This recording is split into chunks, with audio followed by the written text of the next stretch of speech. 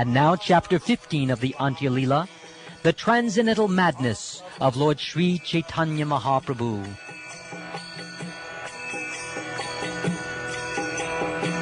Sri Krishna Chaitanya Prabhu Nityananda Shri Advaita Gadadhar Srivasati Gaurabhakta.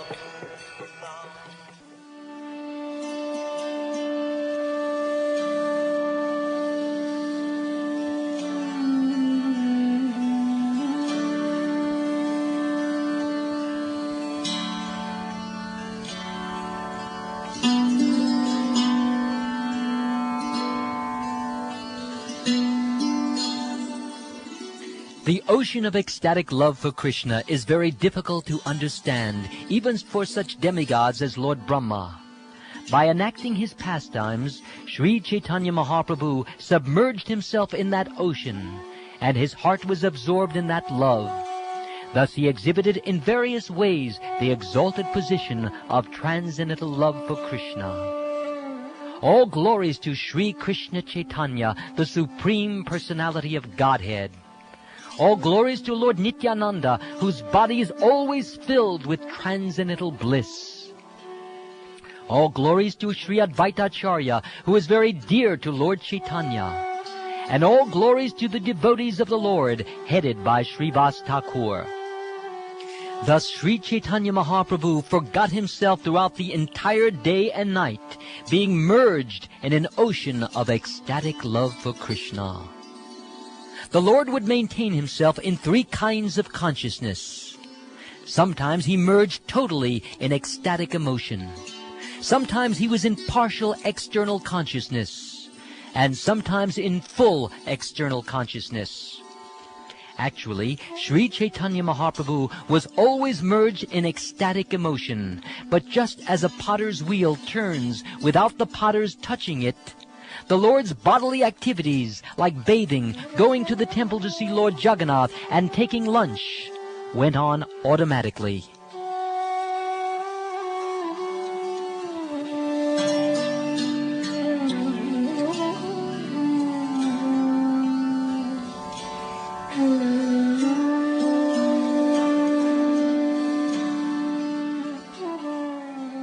One day, while Sri Chaitanya Mahaprabhu was looking at Lord Jagannath in the temple, Lord Jagannath appeared to be personally the son of Nanda Maharaj, Sri Krishna.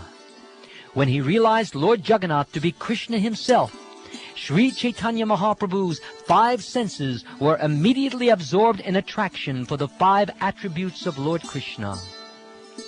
Just as in a tug of war, the single mind of Lord Chaitanya was attracted in five directions by the five transcendental attributes of Lord Krishna.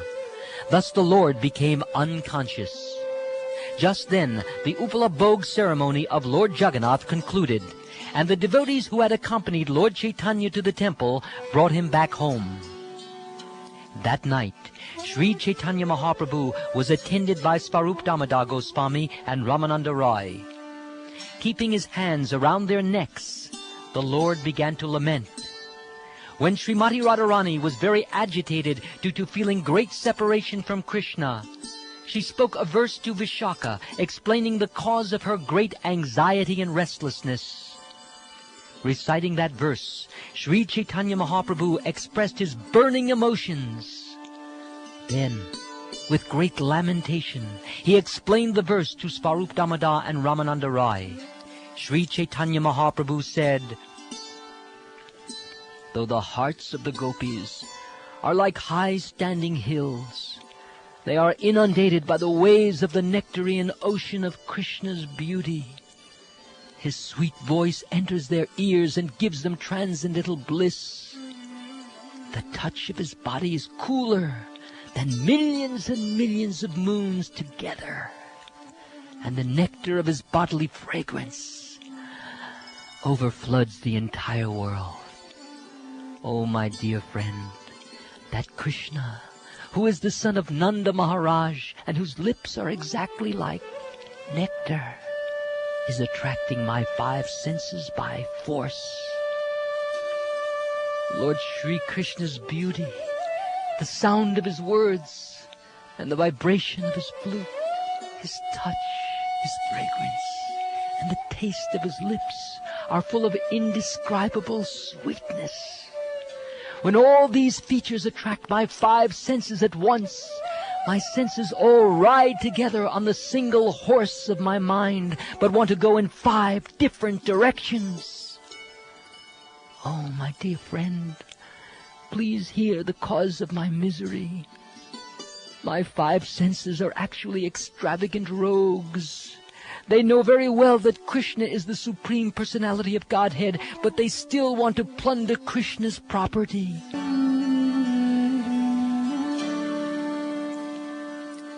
My mind is just like a single horse being ridden by the 5 senses of perception, headed by sight.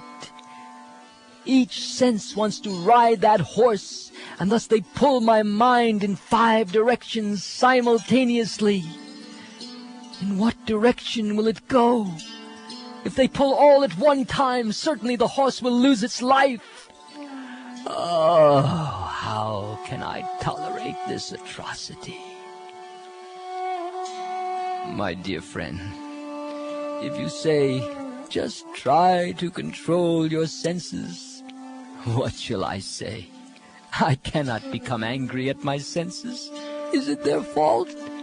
Krishna's beauty, sounds, touch, fragrance, and taste are by nature extremely attractive. These 5 features are attracting my senses, and each wants to drag my mind in a different direction. Thus the life of my mind is in great danger, just like a horse ridden in 5 directions at once. Thus I am also in danger of dying. The consciousness of each woman within the 3 worlds is certainly like a high hill, but the sweetness of Krishna's beauty, that is like an ocean. Even a drop of water from that ocean can flood the entire world and submerge all the high hills of consciousness. The sweetness of Krishna's joking words plays indescribable havoc with the hearts of all women. His words bind a woman's ear to the qualities of their sweetness. Thus there is a tug of war, and the life of the ear departs. Krishna's transcendental body is so cool that it cannot be compared even to sandalwood pulp or to millions upon millions of moons. It expertly attracts the breasts of all women, which resemble high hills. Indeed, the transcendental body of Krishna attracts the minds of all women within the 3 worlds. The fragrance of Krishna's body is more maddening than the aroma of musk, and it surpasses the fragrance of the bluish lotus flower. It enters the nostrils of all the women of the world, and, making a nest there, thus attracts them.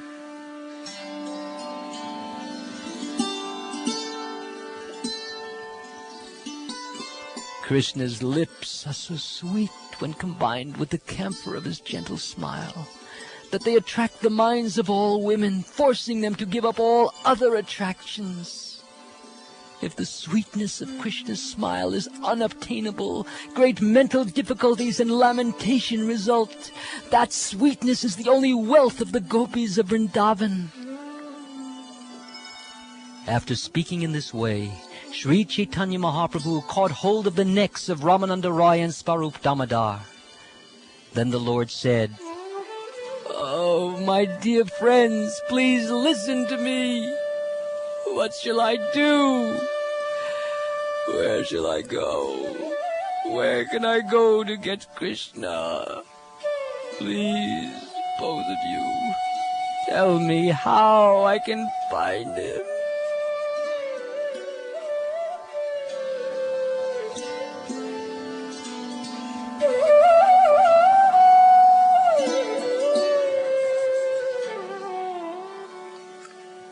Thus absorbed in transcendental pain, Sri Chaitanya Mahaprabhu lamented day after day in the company of Svarup Damodar Goswami and Ramananda Roy.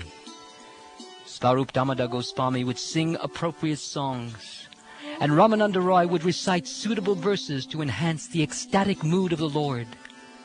In this way, they were able to pacify him. The Lord especially liked to hear Bilva Mangal Thakur's Krishna Karnamrita, the poetry of Vidyapati, and Sri Gita Govinda by Jayadev Goswami. Sri Chaitanya Mahaprabhu felt great pleasure in his heart when his associates chanted verses from these books. One day, while going to the beach by the sea, Sri Chaitanya Mahaprabhu suddenly saw a flower garden. Lord Chaitanya mistook that garden for Vrindavan and very quickly entered it. Absorbed in ecstatic love of Krishna, he wandered throughout the garden searching for him.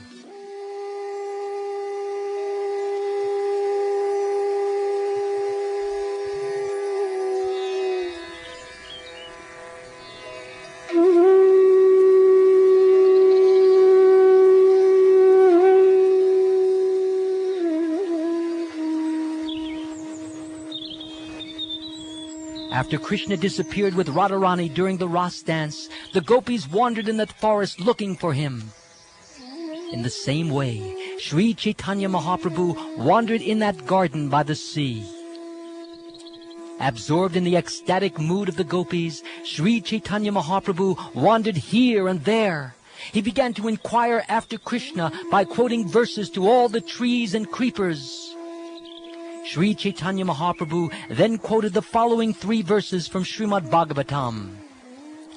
Speaking as the gopis, he said, "O Chuta tree, Priyal tree, Panas, Asan, and Kovida, O Jambu tree, O Arka tree, O Bel, Bakul, and Mango, O Kadamba tree, O Nipa tree, and all other trees living on the bank of the Yamuna for the welfare of others. Please, let us know where Krishna has gone. We have lost our minds and are almost dead.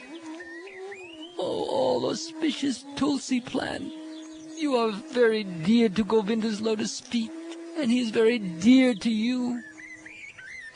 Have you seen Krishna walking here, wearing a garland of your leaves, surrounded by a swarm of bumblebees? Oh, plants of malati flowers, malika flowers, jati and utika flowers, have you seen Krishna passing this way, touching you with his hand to give you pleasure? Oh, mango tree, oh, jackfruit tree, oh, pial, jumbo, and kovida trees, you are all inhabitants of a holy place, therefore kindly act for the welfare of others. Have you seen Krishna coming this way? Kindly tell us which way he has gone and, oh, save our lives." When the trees did not reply, the gopis guessed, since all of these trees belong to the male class, all of them must be friends of Krishna. Oh, why should the trees tell us where Krishna is gone? Let us rather inquire from the creepers. They are female and therefore are like friends to us. They will certainly tell us where Krishna is gone, since they have seen him personally. Guessing in this way, the gopis inquired from the plants and creepers headed by Tulsi.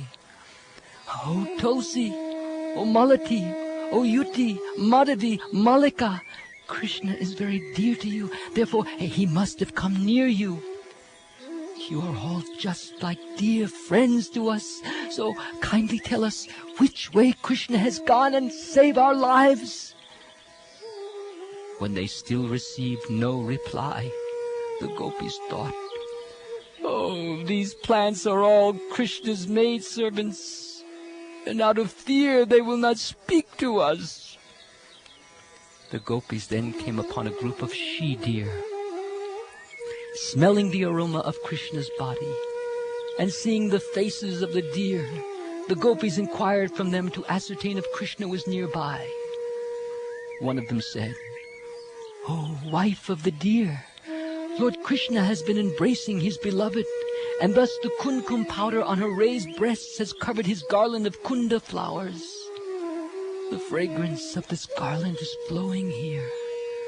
Oh, my dear friend, have you seen Krishna passing this way with his dearmost companion, increasing the pleasure of the eyes of all of you?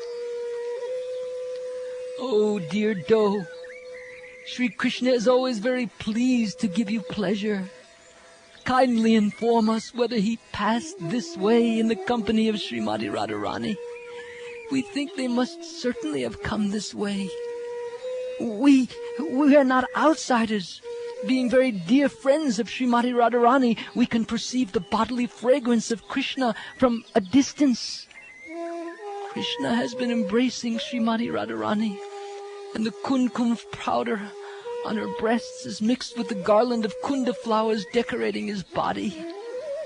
The fragrance of the garland has scented the entire atmosphere. Oh, Lord Krishna has left this place, and therefore the deer are feeling separation. They do not hear our words. Therefore, how can they reply? The gopis then came upon many trees, so laden with fruits and flowers that their branches bent down to the ground. The gopis thought that because all the trees must have seen Krishna pass by, they were offering respectful obeisances to him.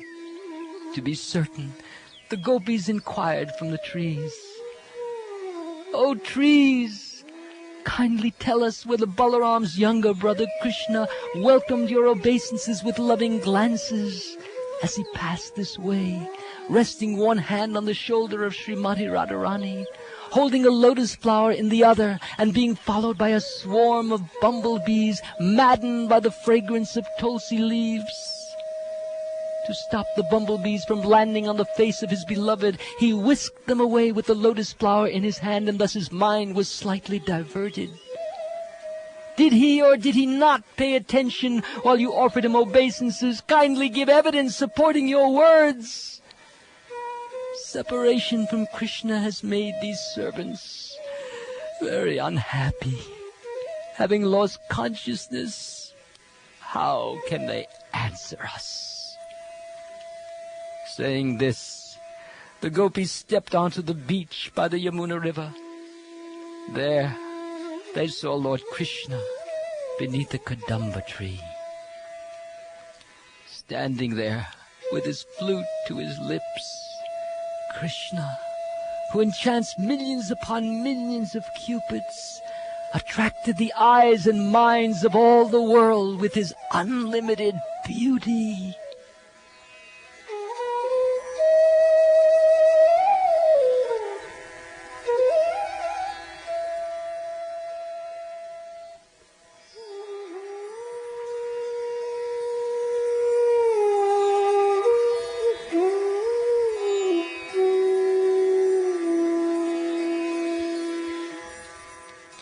When Sri Chaitanya Mahaprabhu saw the transcendental beauty of Krishna, he fell down on the ground unconscious.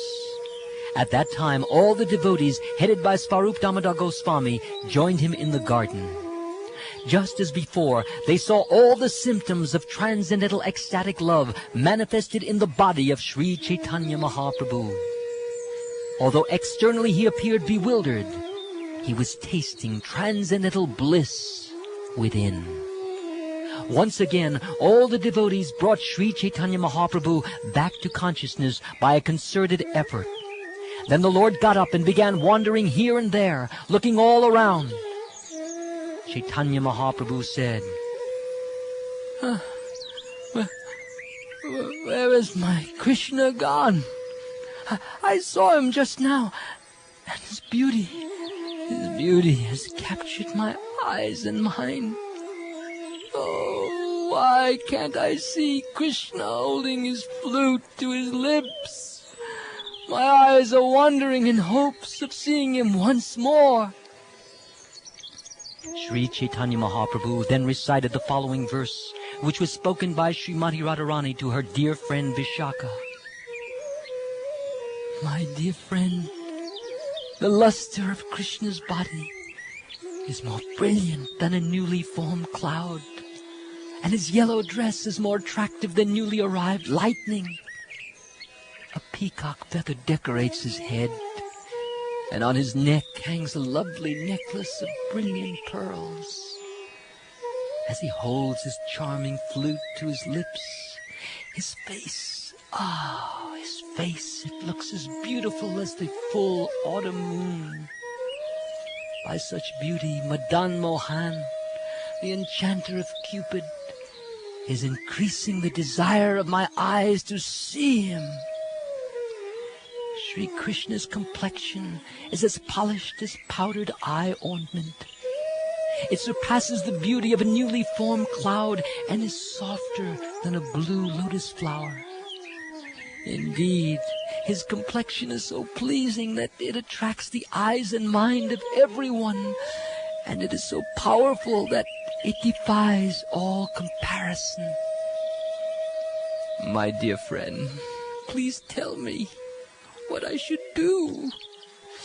Krishna is as attractive as a wonderful cloud, and my eyes are just like chatak birds, which are dying of thirst because they do not see such a cloud. Krishna's yellow dress, it looks exactly like restless lightning in the sky, and that pearl necklace on his neck, it appears like a line of ducks flying below a cloud. Both the peacock feather on his head and his Vaijayanti garland containing flowers of 5 colors, they resemble rainbows. The luster of Krishna's body is as beautiful as a spotless full moon that has just risen, and the vibration of his flute sounds exactly like the sweet thundering of a newly formed cloud. When the peacocks in Vrindavan hear that vibration, they all begin to dance. The cloud of Krishna's pastimes is drenching the 14 worlds with a shower of nectar. Unfortunately, when that cloud appeared, a whirlwind arose and blew it away from me. Being unable to see the cloud, the Chataka bird of my eyes is almost dead from thirst. In a faltering voice, Sri Chaitanya Mahaprabhu again said, "Oh, alas, go on reading, Ram Roy." Thus Ramananda Roy began to read a verse. While listening to this verse, the Lord was sometimes very jubilant, and sometimes overcome by lamentation. Afterwards, the Lord personally explained the verse. It went as follows: "Dear Krishna, by seeing your beautiful face decorated with tresses of hair, by seeing the beauty of your earrings falling on your cheeks, and by seeing the nectar of your lips, the beauty of your smiling glances, your 2 arms, which assure complete fearlessness, and your broad chest, whose beauty arouses conjugal attraction, we have simply surrendered ourselves to becoming your maidservants." After conquering the moon and the lotus flower, Krishna wished to capture the doe-like gopis.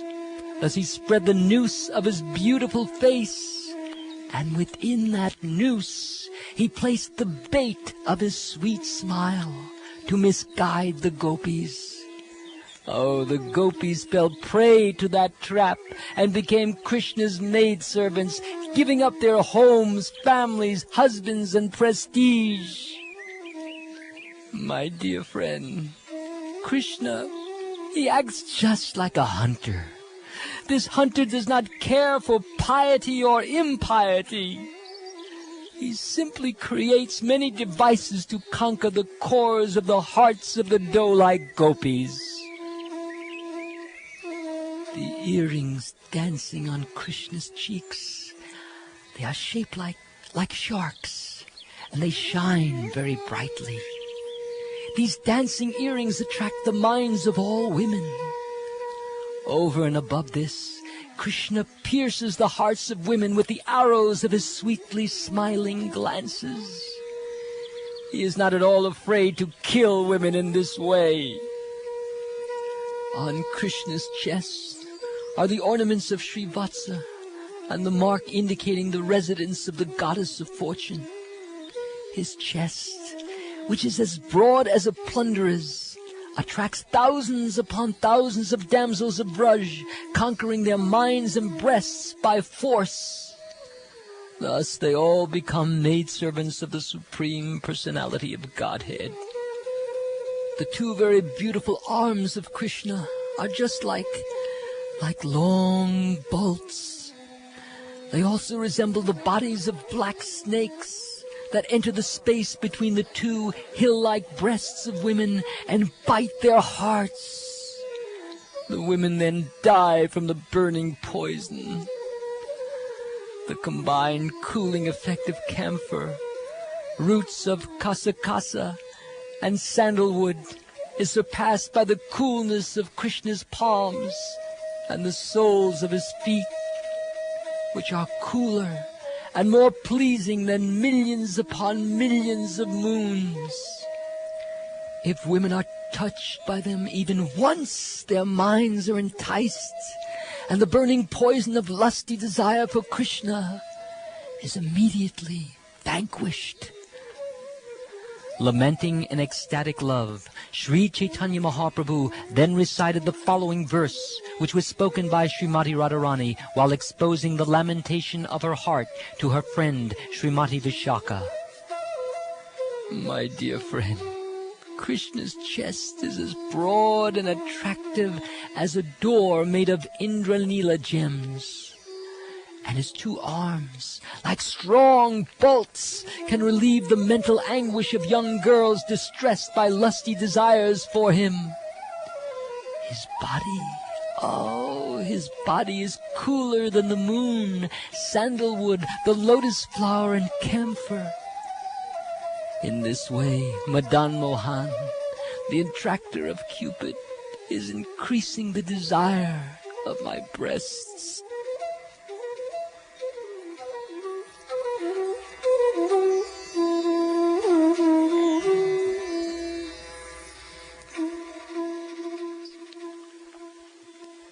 Sri Chaitanya Mahaprabhu then said, I just now had Krishna, but unfortunately I have lost him again. By nature, Krishna is very restless. He does not stay in one place. He meets with someone, enchants his mind, and then disappears. The gopis became proud of their great fortune. To subdue their sense of superiority and show them special favor, Keshav, the subduer of even Lord Brahma and Lord Shiva, disappeared from the Ras dance. Sri Chaitanya Mahaprabhu then said to Swarup Damodar Goswami, Please sing a song that will bring consciousness to my heart. Thus, for the pleasure of Sri Chaitanya Mahaprabhu, Swarup Damodar Goswami began very sweetly singing the following verse from Gita Govinda. He sang, Here, in the arena of the Ras dance, I remember Krishna, who was always fond of joking and performing pastimes. When Swarup Damodar Goswami sang this special song, Sri Chaitanya Mahaprabhu immediately got up and began to dance in ecstatic love. At that time, all 8 kinds of spiritual transformations became manifest in Lord Chaitanya's body. The 33 symptoms of Vyabhachari Bhav, beginning with lamentation and jubilation, became prominent as well. All the ecstatic symptoms such as Bhavodaya, Bhavasandhi, and Bhava Shabalya awakened in the body of Sri Chaitanya Mahaprabhu. A great fight arose between one emotion and another, and each of them became prominent. Lord Chaitanya Mahaprabhu had Swarup Damodar sing the same verse again and again. Each time he sang it, the Lord tasted it anew, and thus he danced again and again.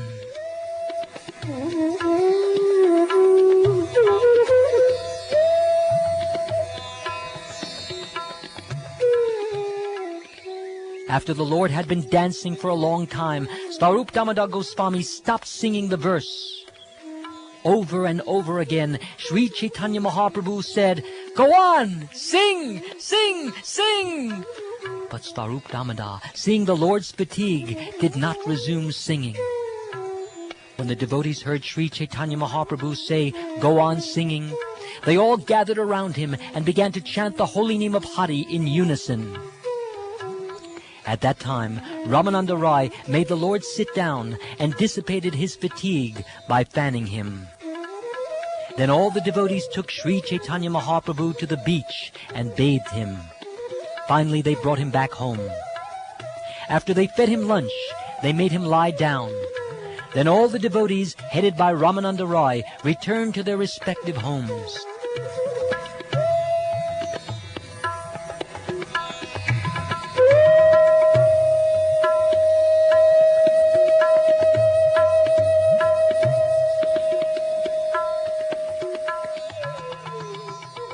Thus I have described Sri Chaitanya Mahaprabhu's pastimes in the garden, which he entered, mistaking it for Vrindavan.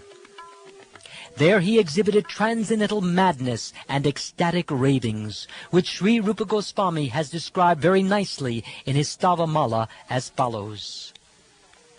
Sri Chaitanya Mahaprabhu is the topmost of all devotees.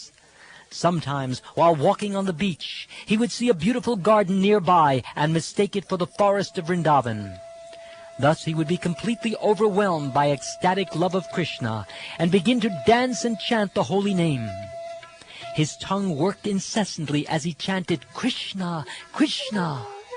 Will he again become visible before the path of my eyes?" The pastimes of Sri Chaitanya Mahaprabhu are unlimited. It is not possible to write of them properly. I can only give an indication of them as I try to introduce them. Praying at the lotus feet of Sri Rupa and Sri Raghunath, always desiring their mercy, I, Krishnadas, narrate Sri Chaitanya Charitamrita, following in their footsteps.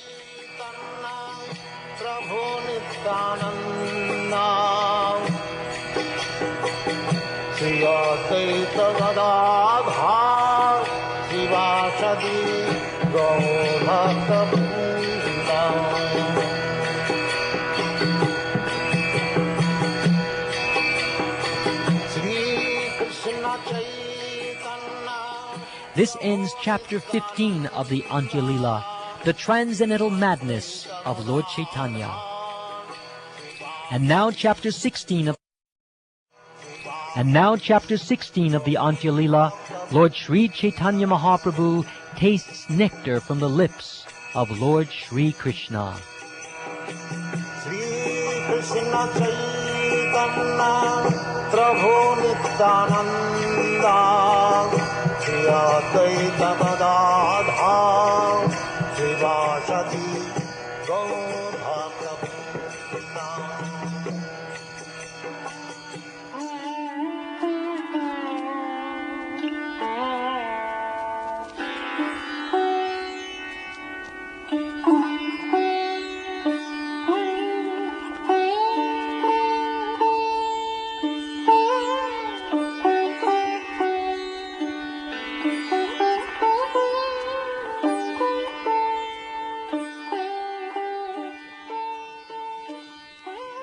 Let me offer my respectful obeisances unto Sri Chaitanya Mahaprabhu, who personally tasted the nectar of ecstatic love for Krishna, and then instructed his devotees how to taste it. Thus he enlightened them about ecstatic love of Krishna to initiate them into transcendental knowledge. All glories to Sri Chaitanya Mahaprabhu. All glories to Lord Nityananda. All glories to Advaitacharya. And all glories to all the devotees of the Lord. Sri Chaitanya Mahaprabhu thus stayed at Jagannath Puri in the association of his devotees, always merged in ecstatic devotional love.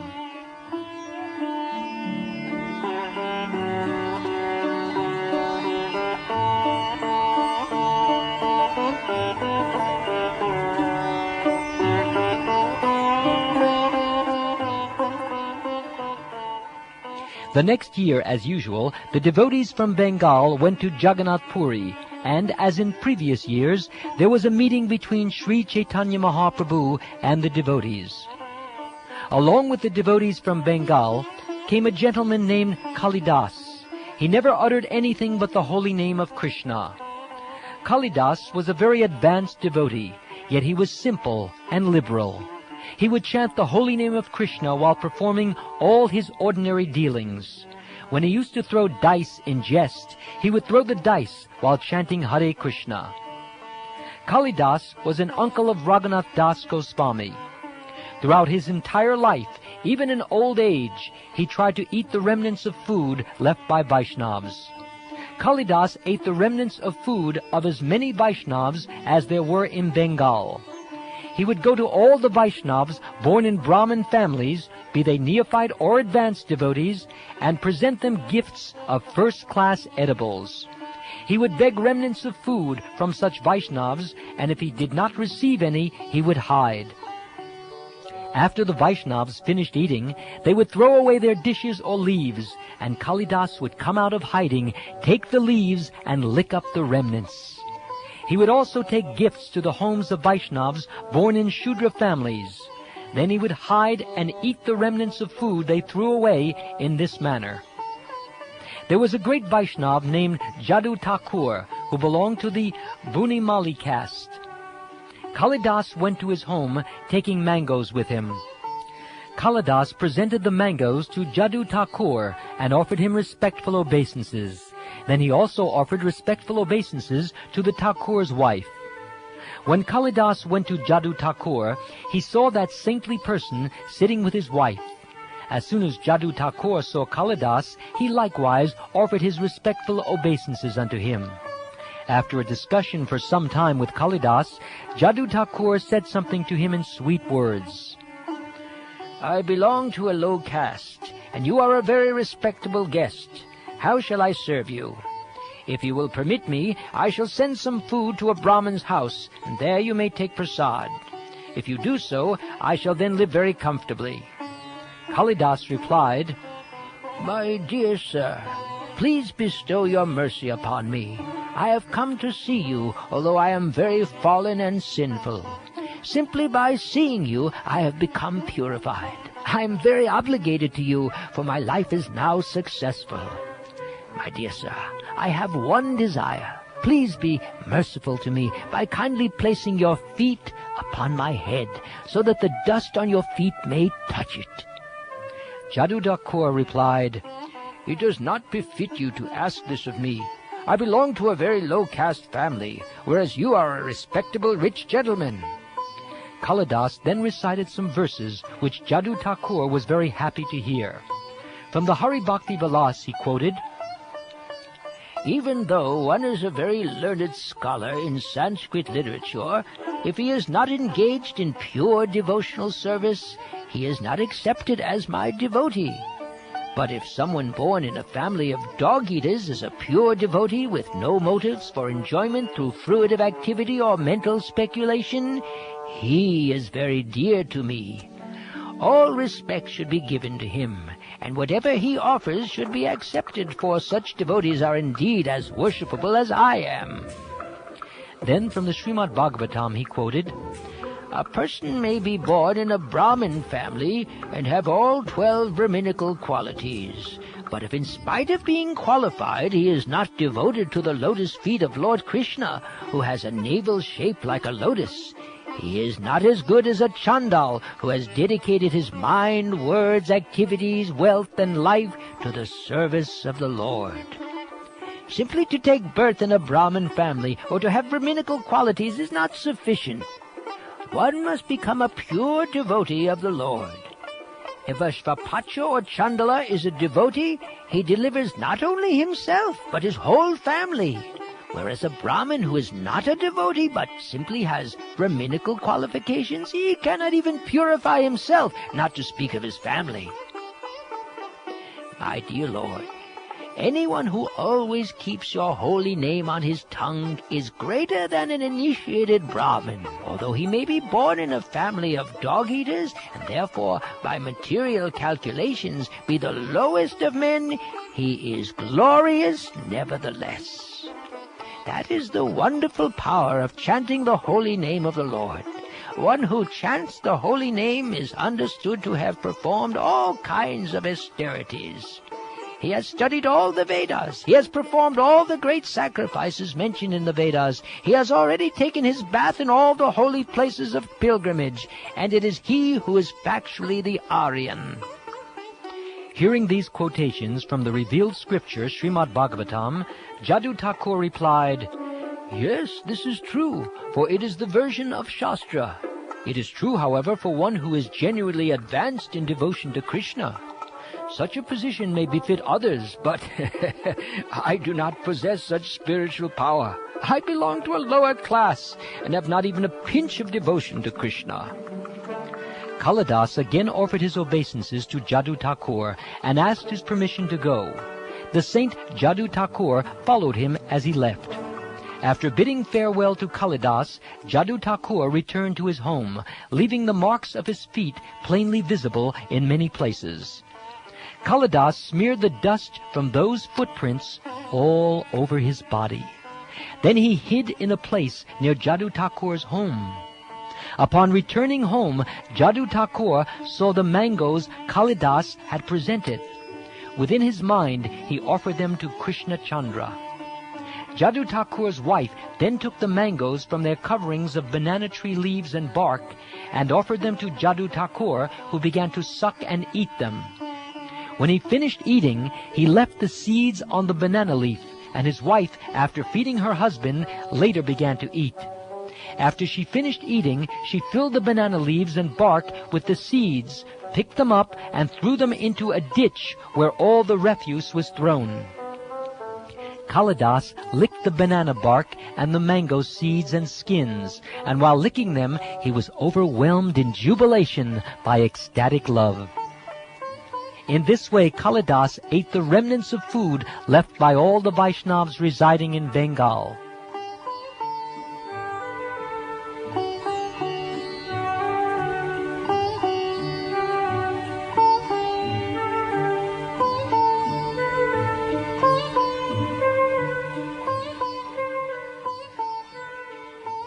When Kalidas visited Jagannath Puri, Nilachal, Sri Chaitanya Mahaprabhu bestowed great mercy upon him. Sri Chaitanya Mahaprabhu had been regularly visiting the temple of Jagannath every day, and at that time Govinda, his personal servant, used to carry his water pot and go with him. On the northern side of the Shingadwar behind the door, there are 22 steps leading to the temple, and at the bottom of those steps is a ditch. Sri Chaitanya Mahaprabhu would wash his feet in this ditch, and then he would enter the temple to see Lord Jagannath. Sri Chaitanya Mahaprabhu ordered his personal servant Govinda that no one should take the water that had washed his feet. Because of the Lord's strict order, no living being could take the water. Some of his intimate devotees, however, would take it by some trick. One day, as Sri Chaitanya Mahaprabhu was washing his feet in that place, Kalidas came and extended his palm to take the water. Kalidas drank one palmful, then a second, and a third. Then Sri Chaitanya Mahaprabhu forbade him to drink more. "Do not act in this way any more. I have fulfilled your desire as far as possible." Sri Chaitanya Mahaprabhu is the most exalted, omniscient, supreme personality of Godhead, and therefore he knew that Kalidas, in the core of his heart, had full faith in Vaishnavas. Because of this quality, Sri Chaitanya Mahaprabhu satisfied him with mercy not attainable by anyone else.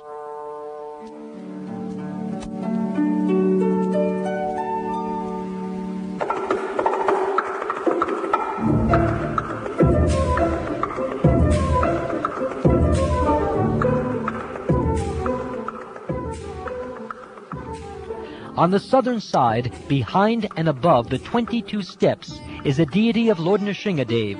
It is on the left as one goes up the steps toward the temple. Sri Chaitanya Mahaprabhu, his left side toward the deity, offered obeisances to Lord Nrsimha as he proceeded toward the temple.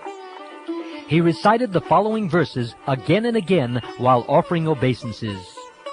I offer my respectful obeisances unto you, Lord Nrsimhadev. You are the giver of pleasure to Maharaj Prahlad, and your nails cut the chest of Hiranyakashipu like a chisel cutting stone. Lord Nrsimhadev is here, and he is also there on the opposite side. Wherever I go, there I see Lord Nrsimhadev. He is outside and within my heart.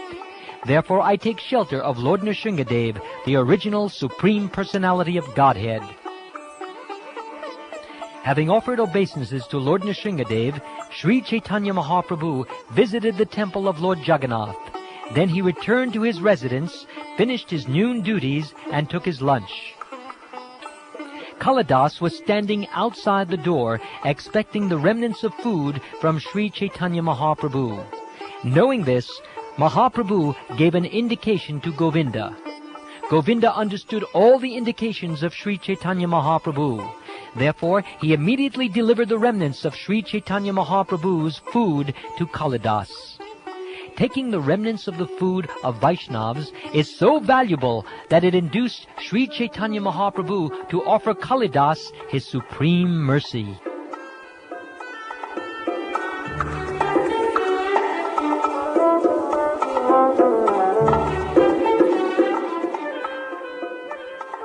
Therefore, giving up hatred and hesitation, try to eat the remnants of the food of Vaishnavas, for you will thus be able to achieve your desired goal of life. The remnants of food offered to Lord Krishna are called Mahaprasad. After the same Mahaprasad has been taken by a devotee, the remnants are elevated to Mahaprasad. The dust of the feet of a devotee, the water that has washed the feet of a devotee, and the remnants of food left by a devotee are three very powerful substances. By rendering service to these three, one attains the supreme goal of ecstatic love for Krishna. In all the revealed scriptures, this is loudly declared again and again. Therefore, my dear devotees, please hear from me, for I insist again and again. Please keep faith in these three and render service to them without hesitation. From these three, one achieves the highest goal of life, ecstatic love of Krishna. This is the greatest mercy of Lord Krishna. The evidence is Kalidas himself. In this way, Sri Chaitanya Mahaprabhu remained at Jagannath Puri, Nilachal, and he invisibly bestowed great mercy upon Kalidas. That year, Shivananda Sain brought with him his wife and youngest son, Puridas. Taking his son, Shivananda Sain went to see Sri Chaitanya Mahaprabhu at his residence. He made his son offer respectful obeisances at the lotus feet of the Lord. Lord Sri Chaitanya Mahaprabhu asked the boy again and again to chant the name of Krishna, but the boy would not utter the holy name. Although Shivananda Sain tried with much endeavor to get the boy to speak Krishna's holy name, the boy would not utter it. Sri Chaitanya Mahaprabhu said, I have induced the whole world to take to the holy name of Krishna. I have induced even the trees and immovable plants to chant the holy name. But I could not induce this boy to chant the holy name of Krishna. Hearing this, Swarup Damodar Goswami began to speak. He said, My Lord, you have given him initiation into the name of Krishna, but after receiving the mantra, he will not express it in front of everyone. This boy chants the mantra within his mind, but does not say it aloud. That is his intention as far as I can guess. Another day, when Sri Chaitanya Mahaprabhu said to the boy, Recite, my dear Puridas, the boy composed the following verse and expressed it before everyone. He said, Lord Sri Krishna is just like a bluish lotus flower for the ears. He is ointment for the eyes, a necklace of Antya-lila gems for the chest, and universal ornaments for the gopi damsels of Vrindavan. Let that Lord Sri Hari Krishna be glorified. Although the boy was only 7 years old and still had no education, he composed such a nice verse. Everyone was struck with wonder.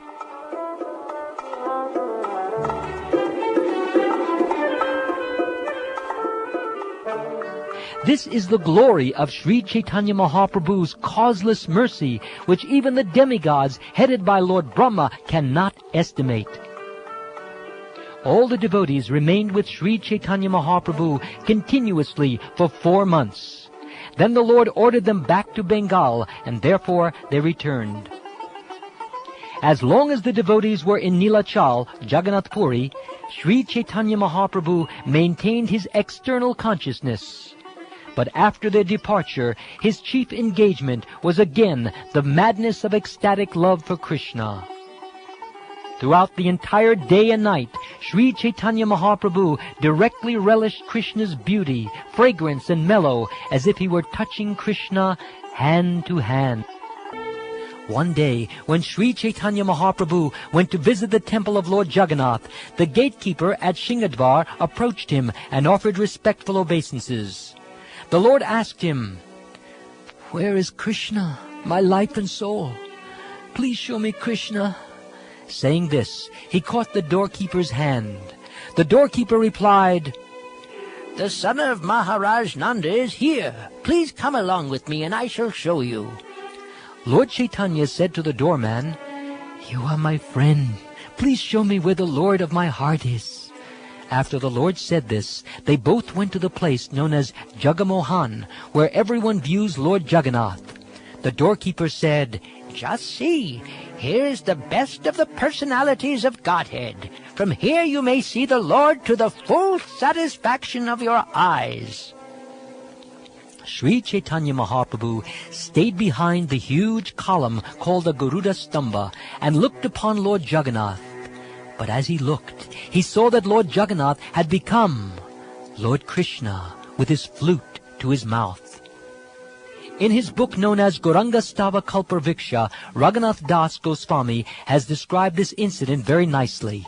He said, "My dear friend the doorkeeper, where is Krishna, the Lord of my heart? Kindly show him to me quickly." With these words, Lord Sri Chaitanya Mahaprabhu addressed the doorkeeper like a madman. The doorkeeper grasped his hand and replied very hastily, "Come, see your beloved." May that Lord Sri Chaitanya Mahaprabhu rise within my heart and thus make me mad also. The offering of food known as Gopal Vallabha Bhog was then given to Lord Jagannath, and arti was performed with the sound of the conch and the ringing of bells. When the arti finished, the prasad was taken out, and the servants of Lord Jagannath came to offer some to Sri Chaitanya Mahaprabhu. The servants of Lord Jagannath first garlanded Sri Chaitanya Mahaprabhu, and then offered him Lord Jagannath's prasad.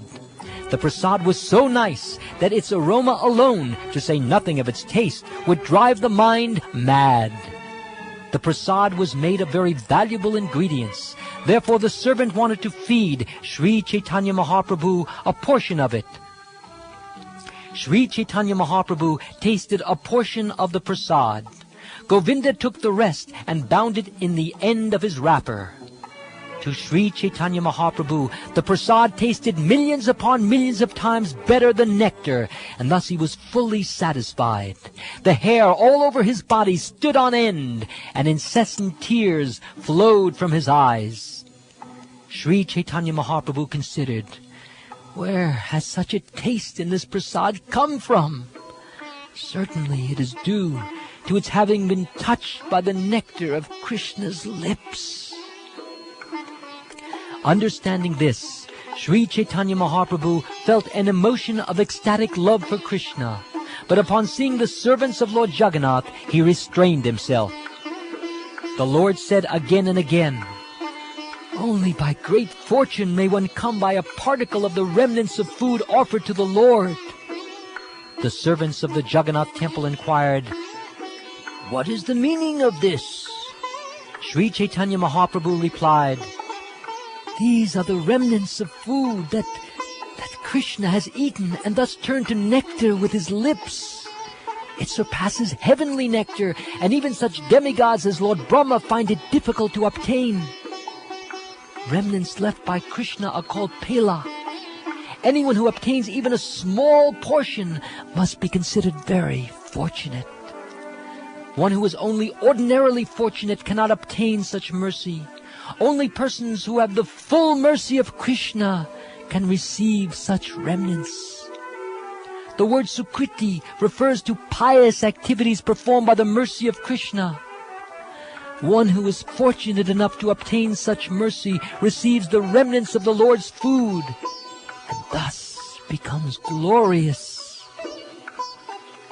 After saying this, Sri Chaitanya Mahaprabhu bade farewell to all the servants. After seeing the next offering of food to Lord Jagannath, a function known as Upala Bhog, he returned to his own quarters.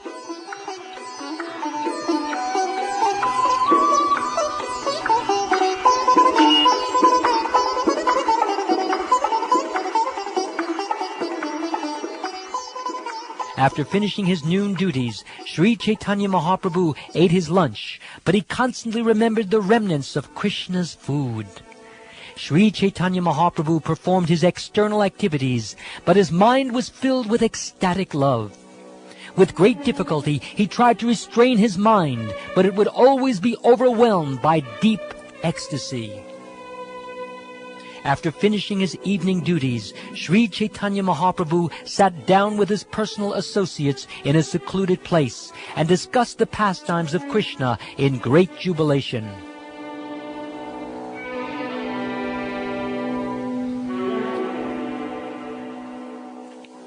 Following the indications of Sri Chaitanya Mahaprabhu, Govinda brought the prasad of Lord Jagannath. The Lord sent some to Paramananda Puri and Brahmananda Bhadati. Sri Chaitanya Mahaprabhu then gave shares of the prasad to Ramananda Roy, Sarvabhauma Bhattacharya, Svarup Damodar Goswami, and all the other devotees. As they tasted the uncommon sweetness and fragrance of the prasad, everyone's mind was struck with wonder. Sri Chaitanya Mahaprabhu said, "These ingredients, such as sugar, camphor, black pepper, cardamom, cloves, butter, spices, and licorice, they're all material. Everyone has tasted these material substances before. However, in these ingredients, there are extraordinary tastes and uncommon fragrances. Just taste them and see the difference in the experience. Apart from the taste, even the fragrance pleases the mind and makes one forget any other sweetness besides its own. Therefore, it is to be understood that the spiritual nectar of Krishna's lips has touched these ordinary ingredients and transferred to them all their spiritual qualities. An uncommon, greatly enchanting fragrance and taste that makes one forget all other experiences are attributes of Krishna's lips. This prasad has been made available only as a result of many pious activities. Now go taste it with great faith and devotion." Loudly chanting the holy name of Hari, all of them tasted the prasad. As they tasted it, their minds became mad in the ecstasy of love.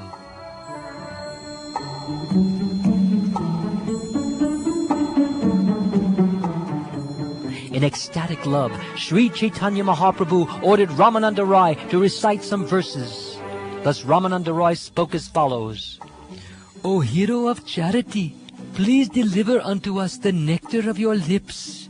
That nectar increases lusty desires for enjoyment and diminishes lamentation in the material world.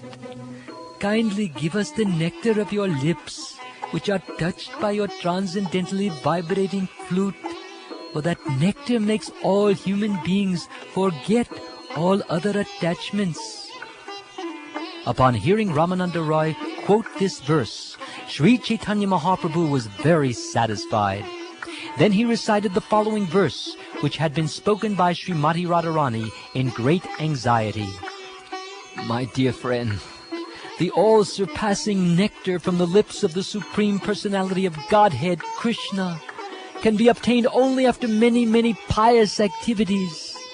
For the beautiful gopis of Vrindavan, that nectar vanquishes the desire of all other tastes. Madan Mohan always chews pan that surpasses the nectar of heaven. He is certainly increasing the desires of my tongue." After saying this, Sri Chaitanya Mahaprabhu was overwhelmed by ecstatic loving emotions. Talking like a madman, he began to explain the meaning of the 2 verses. My dear lover, let me describe some of the characteristics of your transcendental lips. Oh, they agitate the mind and body of everyone. They increase lusty desires for enjoyment. They destroy the burden of material happiness and lamentation. And they make one forget all material tastes. The whole world falls under their control. They vanquish shame, religion, and patience, especially in women. Indeed, they inspire madness in the minds of all women. Your lips increase the greed of the tongue, and thus attract it. Considering all this, we see that the activities of your transcendental lips are always perplexing. My dear Krishna, since you are a male, it is not very extraordinary that the attraction of your lips can disturb the minds of a woman. I am ashamed to say this, but your lips sometimes attract even your flute, which is also considered a male. It likes to drink the nectar of your lips, and thus it also forgets all other tastes. Aside from conscious living beings, even unconscious matter is sometimes made conscious by your lips. Therefore your lips are great magicians. Paradoxically, although your flute is nothing but dry wood, your lips make it drink their nectar. They create a mind and senses in the dry wooden flute and give it transcendental bliss.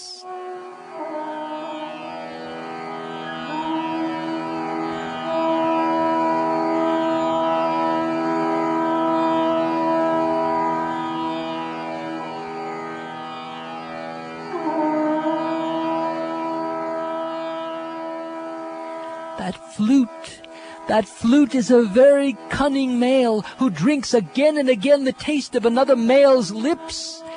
It advertises its qualities and says to the gopis, "O gopis, if you are so proud of being women, come forward and enjoy your property, the nectar of the lips of the Supreme Personality of Godhead."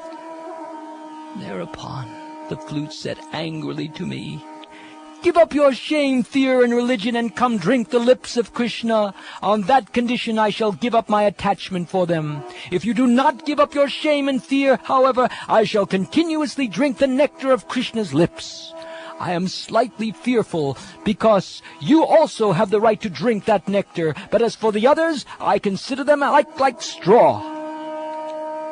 The nectar of Krishna's lips, combined with the vibration of his flute, attracts all people of the 3 worlds. However, if we gopis remain patient out of respect for religious principles, the flute then criticizes us. The nectar of your lips and vibration of your flute join together to loosen our belts and induce us to give up shame and religion even before our superiors.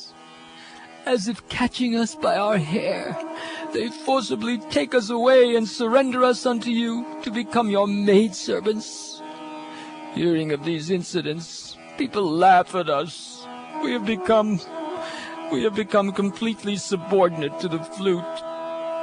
This flute is nothing but a dry stick of bamboo, but it becomes our master and insults us in so many ways that it forces us into a predicament. What can we do but tolerate it? The mother of a thief cannot cry loudly for justice when the thief is punished. Therefore, we remain silent.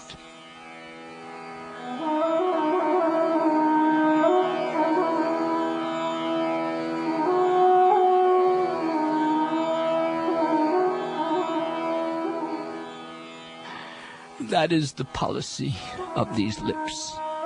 Just consider the other injustices. Everything that touches those lips, including food, drink, or betel, becomes just like nectar. It is then called Krishna Pila, or remnants left by Krishna. Even after much prayer, the demigods themselves cannot obtain even a small portion of the remnants of such food. Just imagine the pride of those remnants. Only a person who has acted piously for many, many births and has thus become a devotee can obtain the remnants of such food. The betel chewed by Krishna is priceless, and the remnants of such chewed betel from his mouth are said to be the essence of nectar. When the gopis accept these remnants, their mouths become like his spittoons. Therefore, my dear Krishna, please give up all the tricks you have set up so expertly. Do not try to kill the life of the gopis with the vibration of your flute.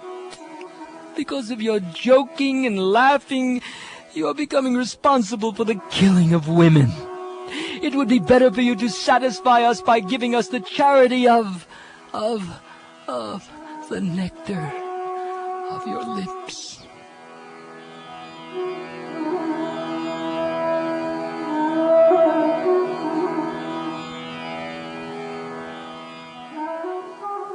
While Sri Chaitanya Mahaprabhu was talking like this, his mind changed. His anger subsided, but his mental agitation increased. Sri Chaitanya Mahaprabhu continued, "The nectar from Krishna's lips is supremely difficult to obtain. But if one gets some, his life becomes successful. When a person competent to drink that nectar does not do so, that shameless person continues his life uselessly. There are persons who are unfit to drink that nectar, but who nevertheless drink it continuously, whereas some who are suitable never get it and thus die of greed. It is therefore to be understood that such an unfit person must have obtained the nectar of Krishna's lips on the strength of some austerity." Again, Sri Chaitanya Mahaprabhu said to Ramananda Roy, "Please say something. I want to hear something." Understanding the situation, Ramananda Roy recited the following words of the gopis from the Srimad Bhagavatam. "My dear gopis, what auspicious activities must the flute have performed to enjoy the nectar of Krishna's lips independently, and leave only a taste for the gopis, for whom that nectar is actually meant. The forefathers of the flute, the bamboo trees, shed tears of pleasure. His mother, the river, on whose bank the bamboo was born, feels jubilation, and therefore her blooming lotus flowers are standing like hair on her body." Upon hearing the recitation of this verse, Sri Chaitanya Mahaprabhu became absorbed in ecstatic love, and with a greatly agitated mind, he began to explain its meaning like a madman. Some gopis said to other gopis, "Just see the astonishing pastimes of Krishna, the son of Rajendra. He will certainly marry all the gopis of Vrindavan. Therefore the gopis know for certain that the nectar of Krishna's lips is their own property and cannot be enjoyed by anyone else. My dear gopis, fully consider how many pious activities this flute performed in his past life. We do not know what places of pilgrimage he visited, what austerities he performed, or what mantra he chanted. This flute is utterly unfit because it is merely a dead bamboo stick. Moreover, it belongs to the male sex. Yet, this flute is always drinking the nectar of Krishna's lips, which surpasses nectarine sweetness of every description. Only in hope of that nectar do the gopis continue to live. Although the nectar of Krishna's lips is the absolute property of the gopis, the flute, which is just an insignificant stick, is forcibly drinking that nectar and loudly inviting the gopis to come and drink it also. Just imagine the strength of the flute's austerities and good fortune. Even great devotees drink the nectar of Krishna's lips after the flute has done so. When Krishna takes his bath in universally purifying rivers like the Yamuna and the Ganges of the celestial world, the great personalities of those rivers greedily and jubilantly drink the remnants of the nectarine juice from his lips.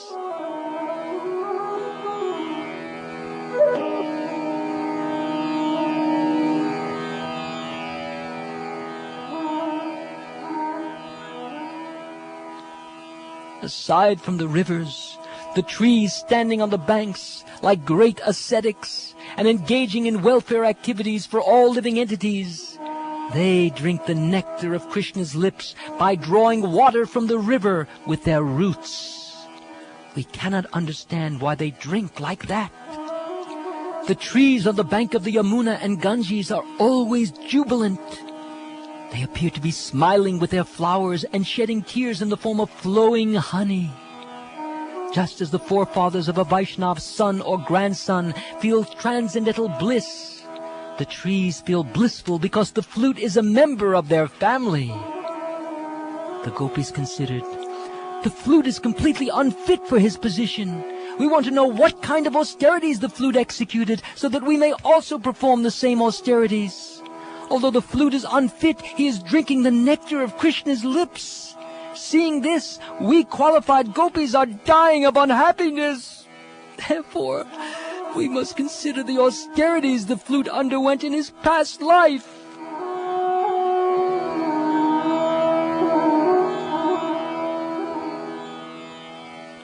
While thus speaking like a madman, Sri Chaitanya Mahaprabhu became full of ecstatic emotion. In the company of his two friends, Swarup Damodar Goswami and Ramananda Rai, he sometimes danced, sometimes sang, and sometimes became unconscious in ecstatic love. Sri Chaitanya Mahaprabhu passed his days and nights in this way. Expecting the mercy of Swarup, Rupa, Sanatan, and Raghunath Das, and taking their lotus feet on my head, I, the most fallen Krishna Das, continued chanting the epic Sri Chaitanya Charitamrita, which is sweeter than the nectar of transcendental bliss.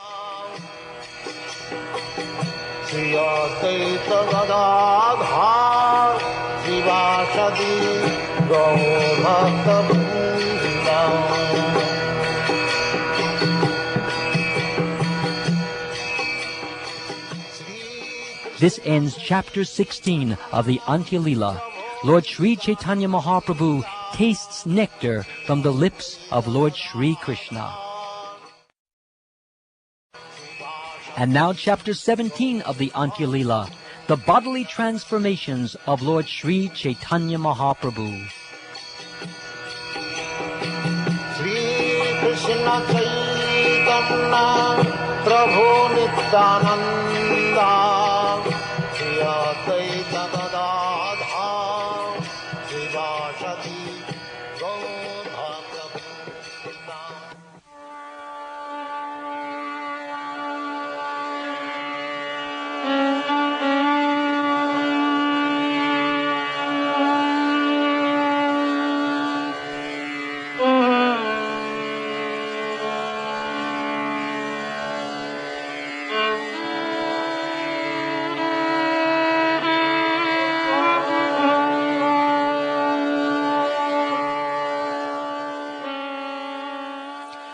I am simply trying to write about Lord Gaurachandra's transcendental activities and spiritual madness, which are very wonderful and uncommon. I dare to write of them only because I have heard from the mouths of those who have personally seen the Lord's activities.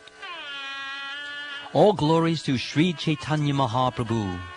All glories to Lord Nityananda. All glories to Advaita Chandra. All glories to all the devotees of the Lord. Absorbed in ecstasy, Sri Chaitanya Mahaprabhu acted and talked like a madman day and night. In the company of Swarup Damodar Goswami and Ramananda Rai, Sri Chaitanya Mahaprabhu once passed half the night talking about the pastimes of Lord Krishna. As they talked of Krishna, Swarup Damodar Goswami would sing songs exactly suitable for Sri Chaitanya Mahaprabhu's transcendental emotions. Ramananda Rai would quote verses from the books of Vidyapati and Chandidas, and especially from the Gita Govind by Jayadev Goswami, to complement the ecstasy of Sri Chaitanya Mahaprabhu. At intervals, Sri Chaitanya Mahaprabhu would also recite a verse. Then in great lamentation, he would explain it. Sri Chaitanya Mahaprabhu passed half the night experiencing varieties of emotions. Finally, after making the Lord lie down on his bed, both Svarup Damodar Goswami and Ramananda Rai returned to their homes. Sri Chaitanya Mahaprabhu's personal servant, Govinda, lay down at the door of his room, and the Lord very loudly chanted the Hare Krishna Maha Mantra all night. Suddenly, Sri Chaitanya Mahaprabhu heard the vibration of Krishna's flute. Then in ecstasy, he began to depart to see Lord Krishna. All 3 doors were fastened as usual, but Sri Chaitanya Mahaprabhu, in great ecstasy, nevertheless got out of the room and left the house. He went to a cowshed on the southern side of the Shingadvar.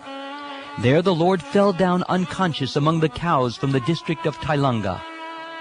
Meanwhile, not hearing any sounds from Sri Chaitanya Mahaprabhu, Govinda immediately sent for Svarup Damodar and opened the doors. Then Svarup Damodar Goswami lit a torch and went out with all the devotees to search for Sri Chaitanya Mahaprabhu. After searching here and there, they finally came to the cowshed near the Shingadvar. There they saw Sri Chaitanya Mahaprabhu lying unconscious among the cows. His arms and legs had entered the trunk of his body, exactly like those of a tortoise. His mouth was foaming, and there were eruptions on his body, and tears flowed from his eyes.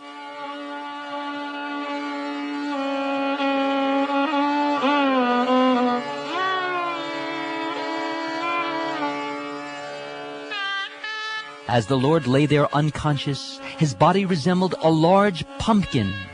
Externally, he was completely inert, but within he felt overwhelming transcendental bliss. All the cows around the Lord were sniffing his transcendental body. When the devotees tried to check them, they refused to give up their association with the transcendental body of Sri Chaitanya Mahaprabhu.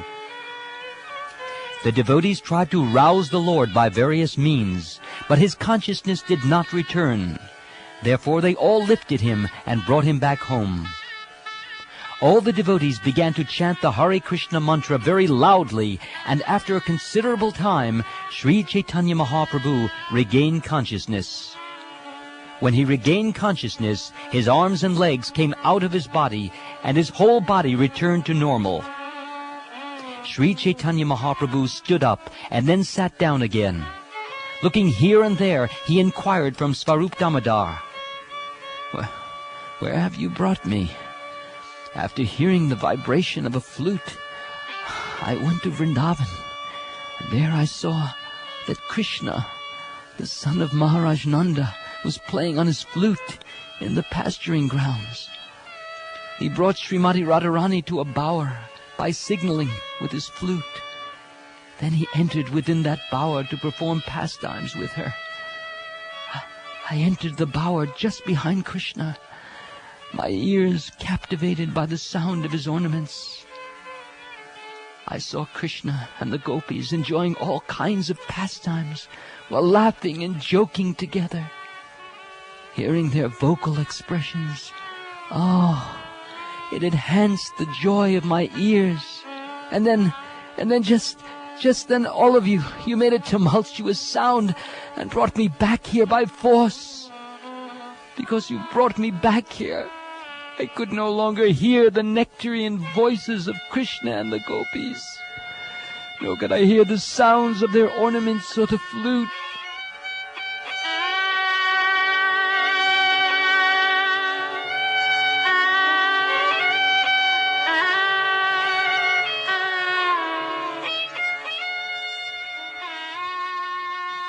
In great ecstasy, Sri Chaitanya Mahaprabhu said to Svarup Damodar in a faltering voice, "My ears, my ears are dying of thirst.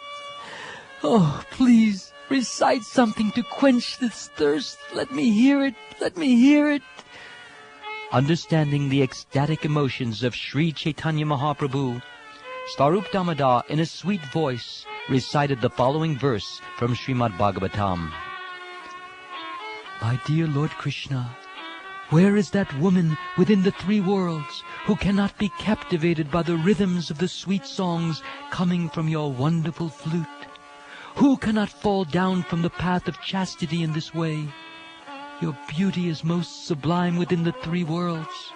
Upon seeing your beauty, even cows, birds, animals, and trees in the forest are stunned in jubilation. Upon hearing this verse, Sri Chaitanya Mahaprabhu, overwhelmed with the ecstasy of the gopis, began to explain it.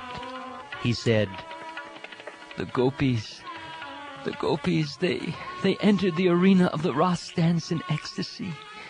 But after hearing Krishna's words of negligence and detachment, they understood that he was going to renounce them. Thus they began to chastise him in anger. They said, "Oh, dear lover, please answer just one question. Who among all the youthful women within this universe is not attracted by the sound of your flute? When you play your flute, it acts like a messenger in the form of a yogini, perfect in the art of chanting mantras. This messenger enchants all the women in the universe and attracts them to you. Then she increases their great anxiety and induces them to give up the regulative principles of obeying superiors. Finally, she forcibly brings them to you to surrender in amorous love. The vibration of your flute, accompanied by your glance, which pierces us forcibly with the arrows of lust, induces us to ignore the regulative principles of religious life. Thus we become excited by lusty desires and come to you, giving up all shame and fear. But now you are angry with us. You are finding fault with our violating religious principles and leaving our homes and husbands. And as you instruct us about religious principles, we become helpless. We know that this is all a well-planned trick. You know how to make jokes that cause the complete annihilation of women, but we can understand that your real mind, words, and behavior, we know they're different. Therefore, please give up all these clever tricks. The nectarine buttermilk of your flute's vibration, the nectar of your sweet words, and the nectarine sound of your ornaments mix together to attract our ears, minds, and lives. Oh, Krishna, in this way you are killing us.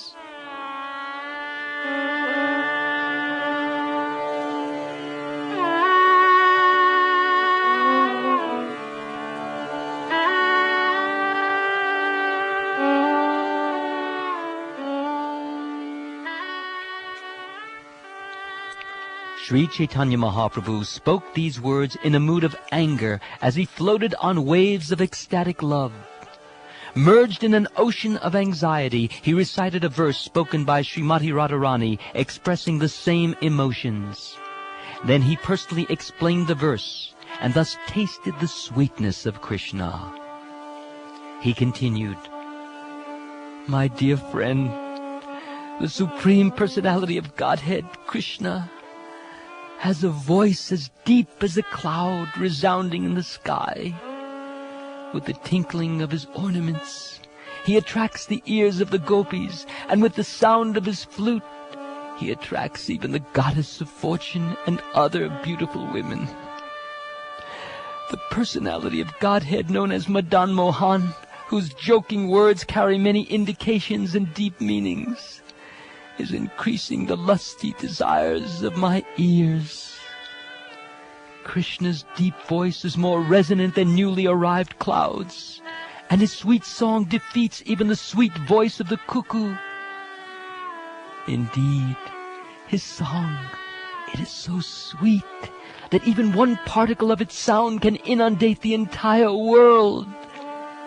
If such a particle enters one's ear, one is immediately bereft of all other types of hearing. My dear friend, please tell me what to do. My ears have been plundered by the qualities of Krishna's sound. Now, however, I cannot hear his transcendental sound, and I am almost dead for want of it." The tinkling of Krishna's ankle bells surpasses the songs of even the swan and crane, and the sound of his bangles puts the singing of the chatak bird to shame. Having allowed these sounds to enter the ears even once, one cannot tolerate hearing anything else. Krishna's speech, his speech, it is far sweeter than nectar. Each of his jubilant words is full of meaning, and when his speech mixes with his smile, which is like camphor, the resultant sound and the deep meaning of Krishna's words, they create various transcendental mellows.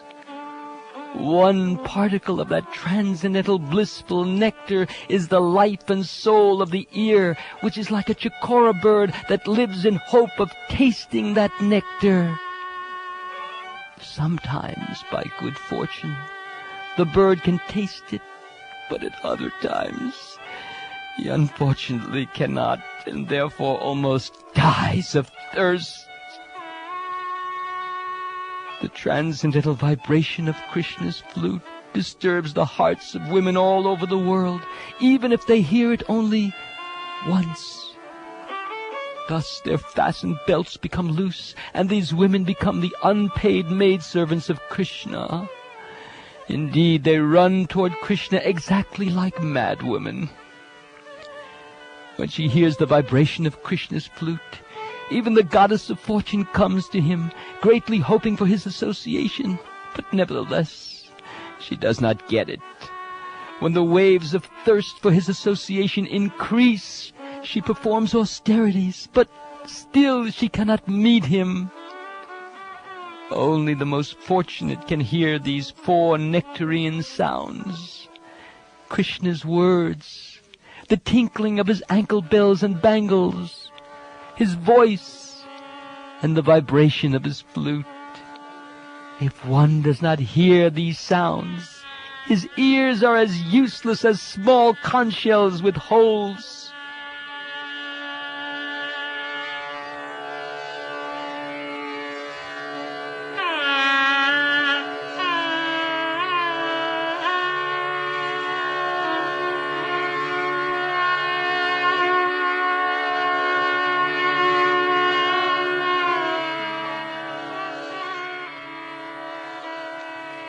While Sri Chaitanya Mahaprabhu lamented in this way, agitation and ecstasy awoke in his mind, and he became very restless. Many transcendental ecstasies combined in him, including anxiety, lamentation, attention, eagerness, fear, determination, and remembrance. The aggregate of all these ecstasies awoke a statement by Srimati Radharani in the mind of Bilvamangal Thakur. In the same ecstatic mood, Sri Chaitanya Mahaprabhu now recited that verse, and on the strength of madness, he described its meaning, which is unknown to people in general. He said, "Alas, what shall I do? To whom shall I speak? Let whatever I have done in hopes of meeting Krishna, let it be finished now. Please say something auspicious, but do not speak about Krishna." Alas, Krishna is lying within my heart like Cupid. Therefore, how can I possibly give up talking of him? I cannot forget Krishna, whose smile is sweeter than sweetness itself, and who gives pleasure to my mind and ears. Alas, my great thirst for Krishna is increasing moment by moment. The anxiety caused by separation from Krishna has made me impatient, and I can think of no way to meet him. Oh, my friends, you are also deranged by lamentation. Who, therefore, will tell me how to find him? Oh, my dear friends, how shall I find Krishna? What shall I do? Where shall I go? Where can I meet him? Because I cannot find Krishna, my life is leaving me.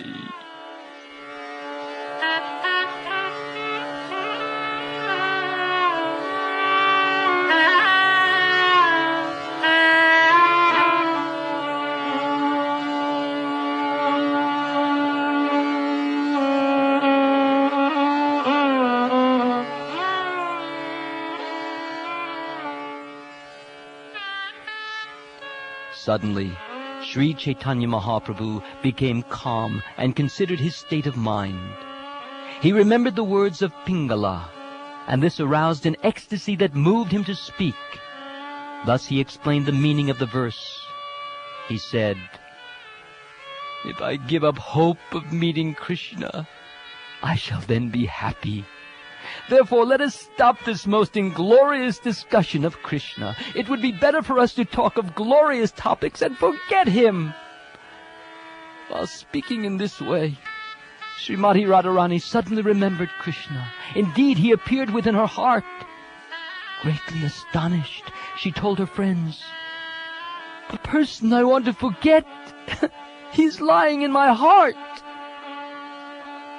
Srimati Radharani's ecstasy also made her think of Krishna as Cupid, and this understanding frightened her. She said, "This Cupid who has conquered the whole world, he has entered my heart, and he is my greatest enemy, for he does not allow me to forget him."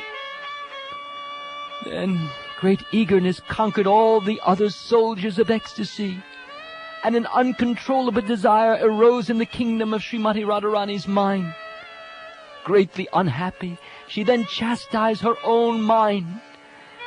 "If I do not think of Krishna, my impoverished mind will die within a moment like a fish out of water. But when I see Krishna's sweetly smiling face, my mind and eyes are so pleased that my desire for him redoubles. Alas!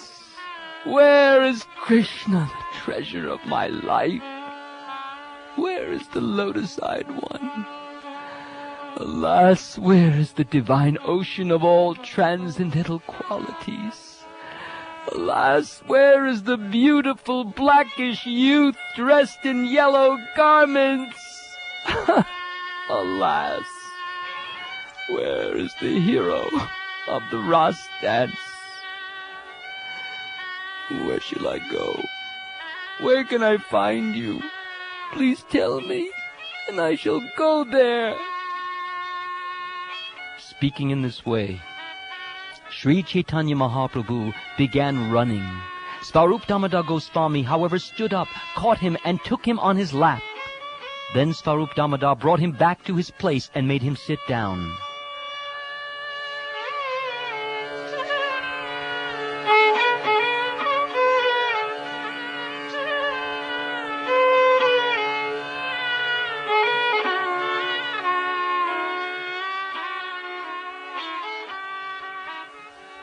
Suddenly, Sri Chaitanya Mahaprabhu returned to external consciousness and said to Svarup Damodar Goswami, "My dear Svarup, please sing some sweet songs." The Lord's ears were satisfied when he heard Svarup Damodar sing songs from Gita Govinda and those by the poet Vidyapati. Each day and night, Sri Chaitanya Mahaprabhu would become deranged in this way and talk like a madman. Even Anantadev, who possesses thousands of mouths, cannot fully describe the ecstatic transformations that Sri Chaitanya Mahaprabhu experienced in a single day. What can a poor creature like me describe of those transformations? I can give only a hint of them, as if showing the moon through the branches of a tree. This description, however, will satisfy the mind and ears of anyone who hears it, and he will be able to understand these uncommon activities of deep ecstatic love for Krishna. Ecstatic love for Krishna is wonderfully deep. By personally tasting the glorious sweetness of that love, Sri Chaitanya Mahaprabhu showed us its extreme limit. Sri Chaitanya Mahaprabhu is wonderfully merciful and wonderfully magnanimous. We have heard of no one else within this world so merciful and charitable. Worship the lotus feet of Sri Chaitanya Mahaprabhu in all respects. Only in this way will you achieve the nectarian treasure of ecstatic love for Krishna. Thus I have described Sri Chaitanya Mahaprabhu's ecstatic transformation of becoming like a tortoise. In that ecstasy, he talked and acted like a madman. Srila Raghunath Das Goswami has fully described this pastime in his book, Gauranga Stava Kalpavriksha. He said, "How wonderful it is! Sri Chaitanya Mahaprabhu left his residence without opening the 3 strongly bolted doors. Then he crossed over 3 high walls, and later, because of strong feelings of separation from Krishna, he fell down amidst the cows of the Tailanga district and retracted all the limbs of his body like a tortoise. Sri Chaitanya Mahaprabhu, who appeared in that way, rises in my heart and maddens me." Praying at the lotus feet of Sri Rupa and Sri Raghunath, always desiring their mercy, I, Krishnadas, narrate Sri Chaitanya Charitamrita following in their footsteps. Krishna Chaitanya Prabhu Nityananda Shri Advaita Gadadhar Sivasadi Gaur Bhakta Vrinda. This ends chapter 17 of the Antya-lila, the bodily transformations of Sri Chaitanya Mahaprabhu. And now chapter 18 of the Antya-lila, rescuing the Lord from the sea.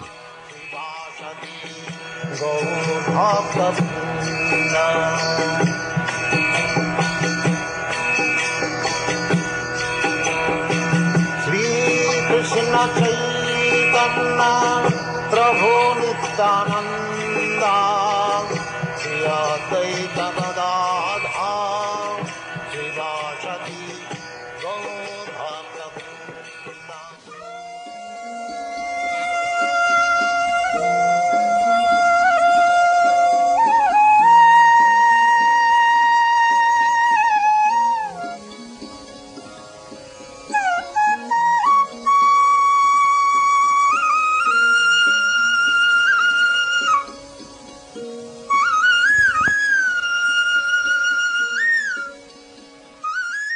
In the brilliant autumn moonlight, Sri Chaitanya Mahaprabhu mistook the sea for the river Yamuna.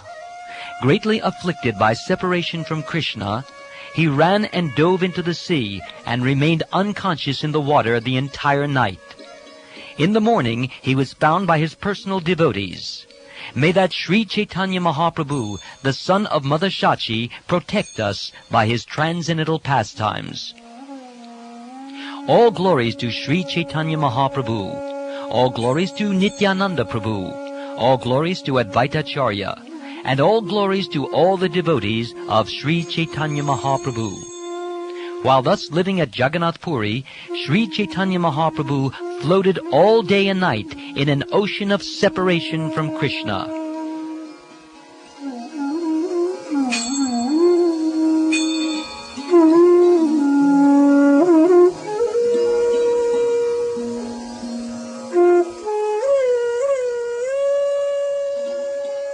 During a night of the autumn season, when a full moon brightened everything, Sri Chaitanya Mahaprabhu wandered all night long with his devotees.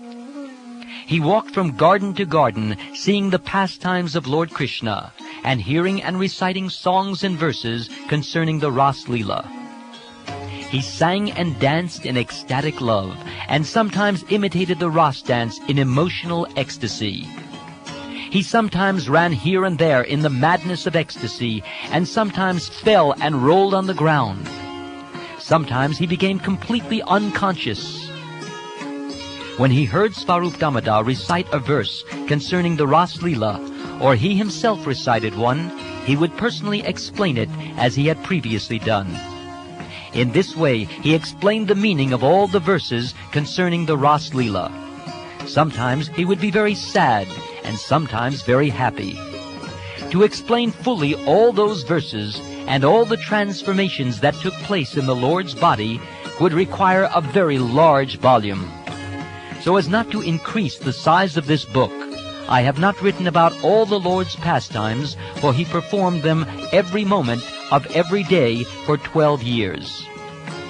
As I have previously indicated, I am describing the mad speeches and bodily transformations of the Lord only in brief. If Ananta, with his 1,000 hoods, tried to describe even one day's pastimes of Sri Chaitanya Mahaprabhu, he would find them impossible to describe fully. If Ganesh, Lord Shiva's son and the expert scribe of the demigods, tried for millions of millenniums to fully describe one day of the Lord's pastimes, he would be unable to find their limit. Even Lord Krishna is struck with wonder at seeing the transformations of ecstasy in his devotees.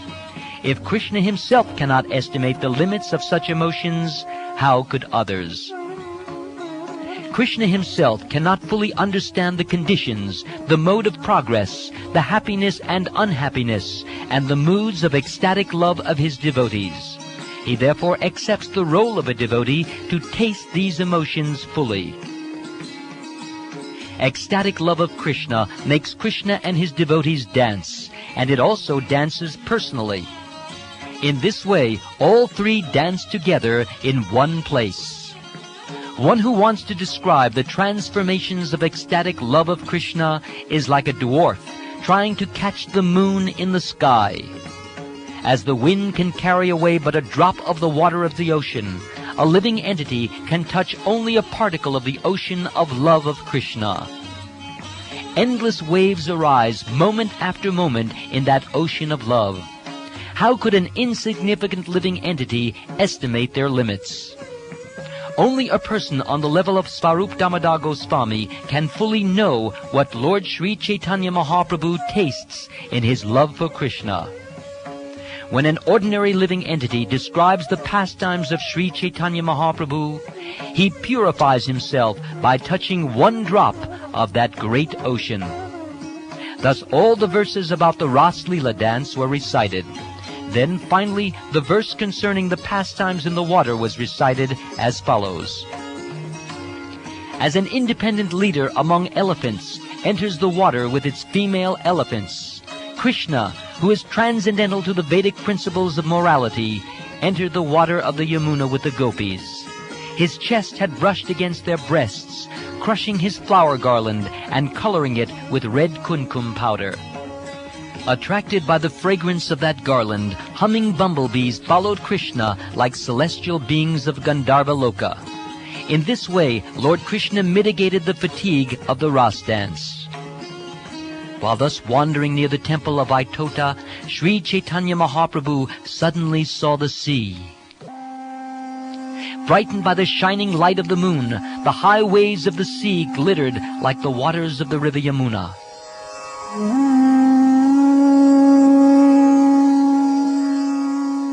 Mistaking the sea for the Yamuna, the Lord ran swiftly and jumped into the water, unseen by the others.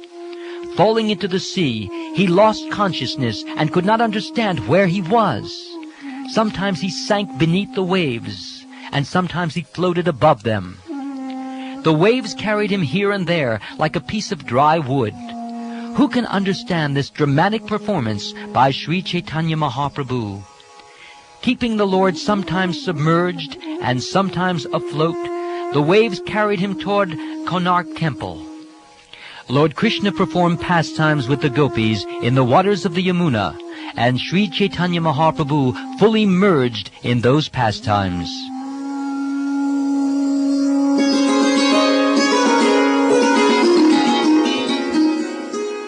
Meanwhile, all the devotees, headed by Svarup Damodar, lost sight of Sri Chaitanya Mahaprabhu. Astonished, they began searching for him, asking, "Where has the Lord gone?" Sri Chaitanya Mahaprabhu had run off at the speed of mind. No one could see him. Thus everyone was puzzled as to his whereabouts. Has the Lord gone to the temple of Jagannath? Or has he fallen down in madness in some garden? Perhaps he went to the Gundicha temple, or to Lake Narendra, or to the Chatak Parvat. Maybe he went to the temple at Konark. Talking like this, The devotees wandered here and there, looking for the Lord. Finally, they came to the shore, accompanied by many others. While they were searching for the Lord, the night ended, and thus they all decided, Lord Sri Chaitanya Mahaprabhu has now disappeared. In separation from the Lord, everyone felt as though he had lost his very life. They concluded that there must have been some mishap. They could not think of anything else. A relative or intimate friend is always fearful of some injury to his beloved. When they arrived at the seashore, they conferred among themselves. Then some of them sought out Sri Chaitanya Mahaprabhu at Chatak Parvat. Svarup Damodar proceeded east with others, looking for the Lord on the beach or in the water. Everyone was overwhelmed with moroseness and almost unconscious, but out of ecstatic love they continued to wander here and there, searching for the Lord.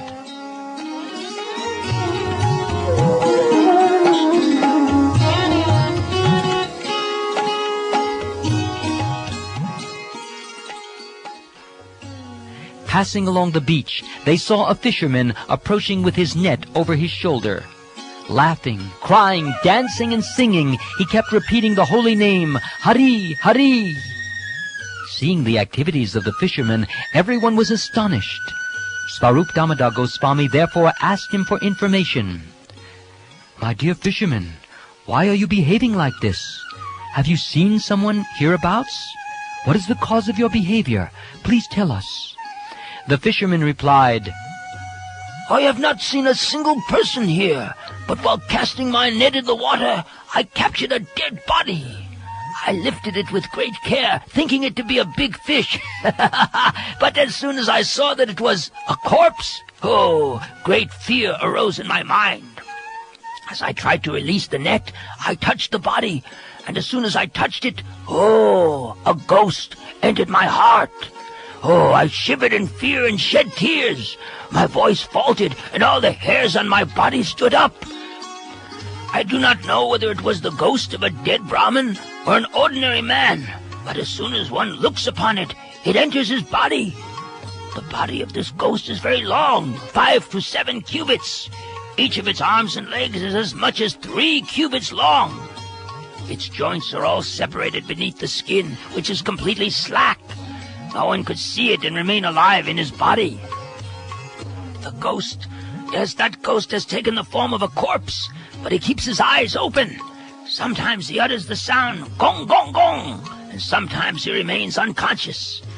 I have seen that ghost directly, and he is haunting me. But if I die, who will take care of my wife and children? The ghost is certainly very difficult to talk about, but I'm going to find an exorcist and ask him if he can release me from it. I wander alone at night, killing fish in solitary places, but because I remember the hymn to Lord Nrsimha, ghosts, they do not touch me. But this ghost, he overcomes me with redoubled strength when I chant the Nrsimha mantra. When I even see the form of this ghost, great fear arises in my mind. Do not go near there. I forbid you, because if you go, that ghost will catch you all.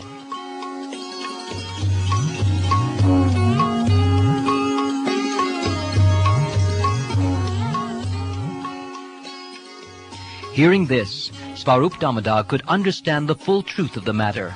He spoke sweetly to the fisherman, saying, I am a famous exorcist, and I know how to rid you of this ghost. He then chanted some mantras and placed his hand on the top of the fisherman's head. He slapped the fisherman 3 times and said, Now the ghost has gone away. Do not be afraid. By saying this, he pacified the fisherman.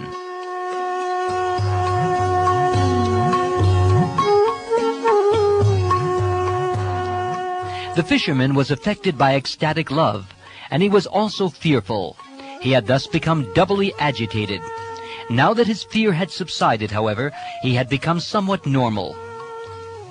Svarup Damodar said to the fisherman, My dear sir, the person whom you are thinking a ghost is not actually a ghost, but the Supreme Personality of Godhead, Sri Krishna Chaitanya Mahaprabhu.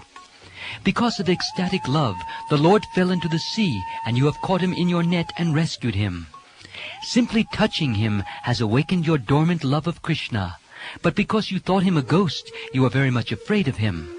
Now that your fear is gone and your mind is peaceful, please show me where he is." The fisherman replied, "I have seen the Lord many times, but this is not he. This body is very deformed." The Lord's body becomes transformed in his love of God. Sometimes the joints of his bones separate, and his body becomes very elongated. Hearing this, the fisherman was very happy. He brought all the devotees with him and showed them the body of Sri Chaitanya Mahaprabhu.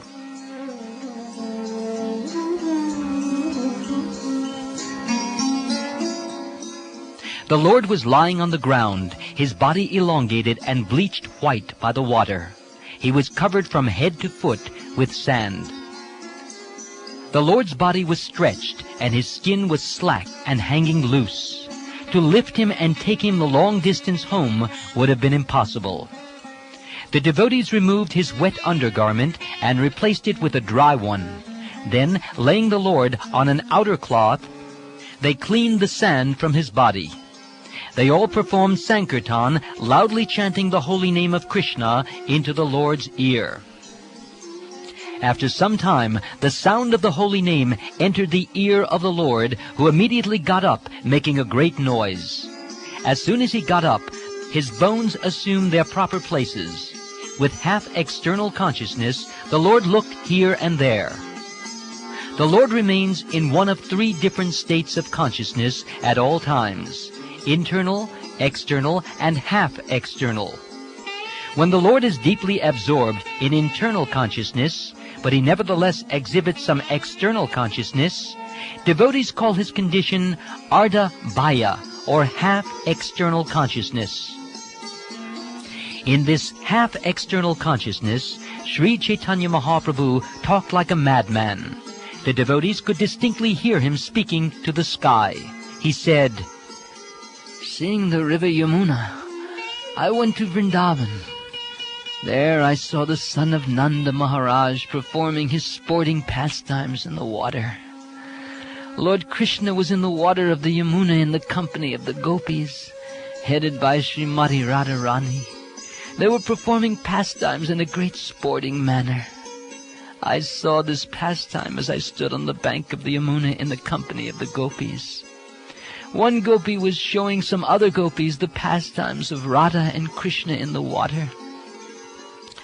All the gopis entrusted their silken garments and ornaments to the care of their friends, and then put on fine white cloth.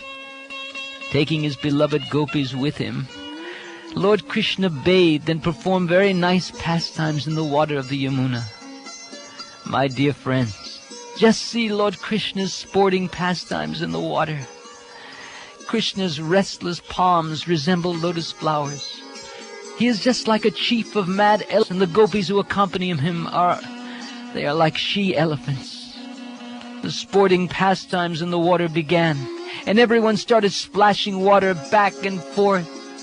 In the tumultuous showers of water, no one could be certain which party was winning and which was losing.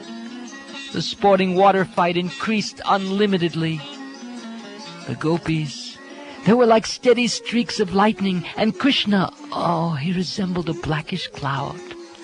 The lightning began sprinkling water upon the cloud, and the cloud upon the lightning. Like thirsty chatak birds, the eyes of the gopis joyously drank the nectarine water from the cloud.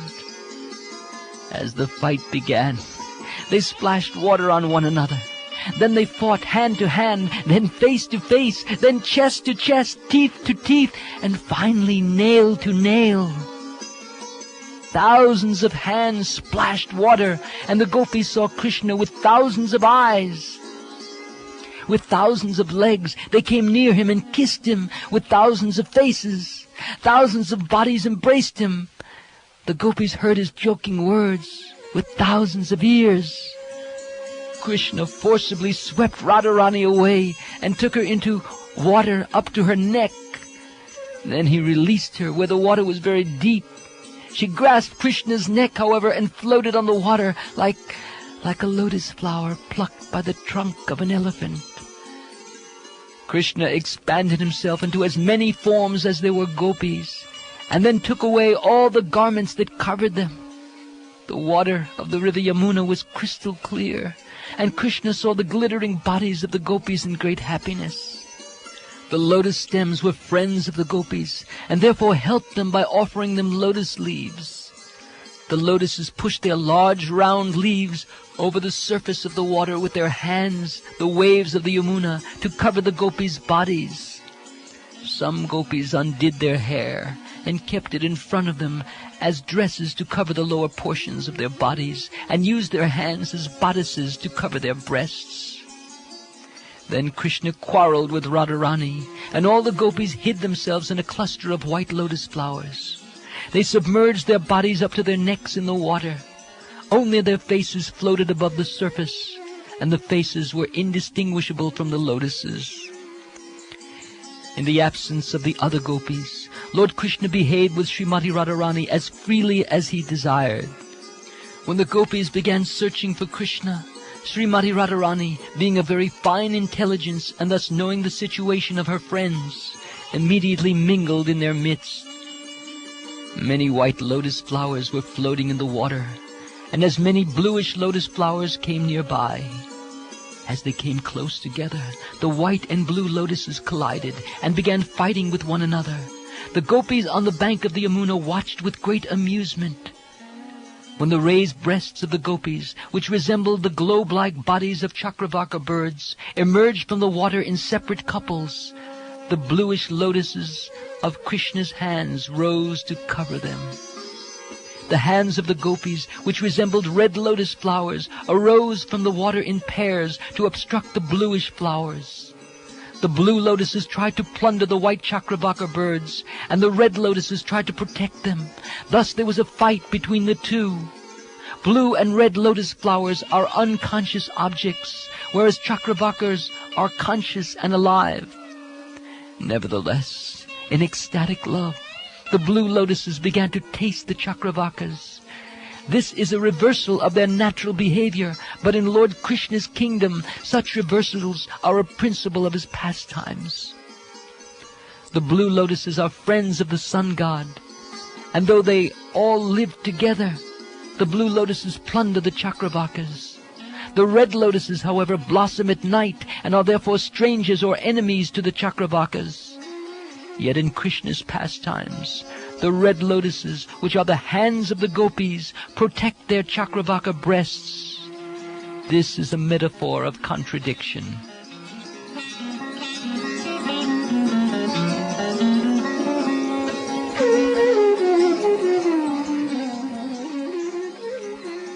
Sri Chaitanya Mahaprabhu continued, in his pastimes, Krishna displayed two ornaments of hyperbole and reverse analogy.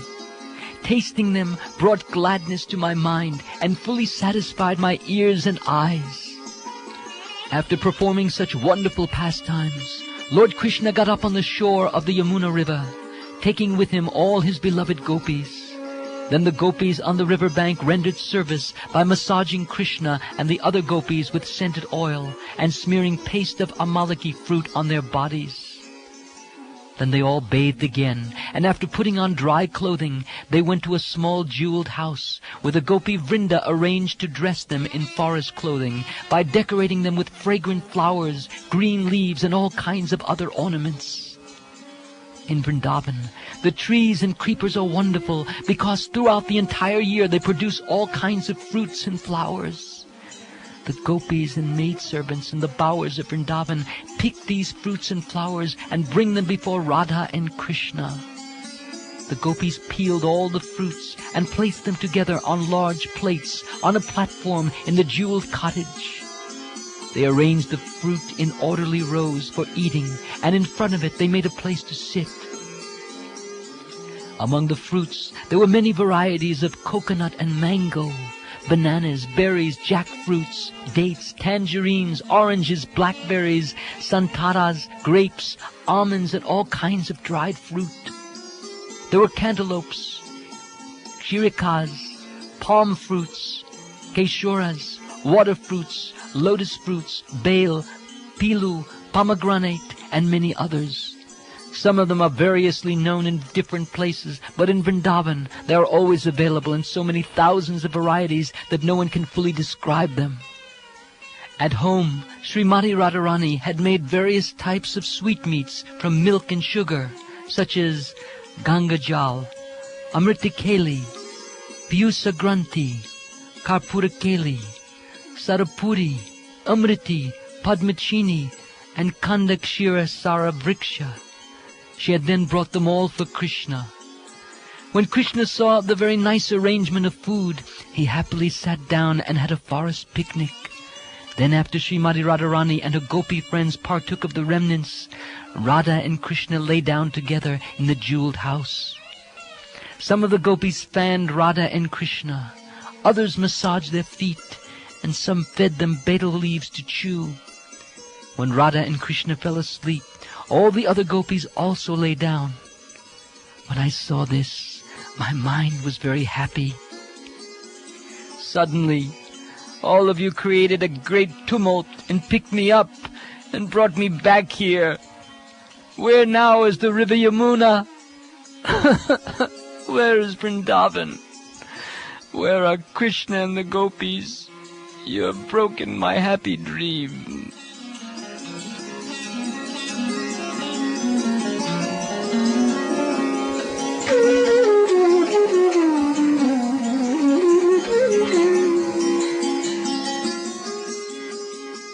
Speaking in this way, Sri Chaitanya Mahaprabhu fully returned to external consciousness. Seeing Svarup Damodar Goswami, the Lord questioned him, "Why have you brought me here?" Then Svarup Damodar answered him, saying, "You mistook the sea for the Yamuna river, and you jumped into it. You have been carried this far by the waves of the sea. This fisherman caught you in his net and rescued you from the water. Because of your touch, he is now mad with ecstatic love for Krishna. Throughout the night, we all walked about in search of you. After hearing from the fisherman, we came here and found you. While apparently unconscious, you witnessed the pastimes in Vrindavan, but when we saw you unconscious, we suffered great agony in our minds. When we chanted the holy name of Krishna, however, you came to semi-consciousness, and we have all been hearing you speak like a madman." Sri Chaitanya Mahaprabhu said, "In my dream I went to Vrindavan, where I saw Lord Krishna perform the Ras dance with all the gopis.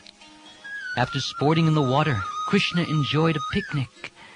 I can understand that after seeing this, I must certainly have talked like a madman." Thereafter, Svarup Damodar Goswami had Lord Sri Chaitanya Mahaprabhu bathe in the sea, and then he very happily brought him back home.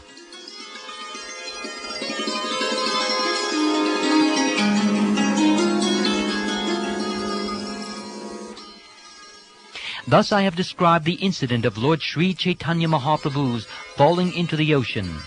Anyone who listens to this pastime will certainly attain shelter at the lotus feet of Sri Chaitanya Mahaprabhu. Praying at the lotus feet of Sri Rupa and Sri Raghunath, always desiring their mercy, I, Krishnadas, narrate Sri Chaitanya Charitamrita following in their footsteps.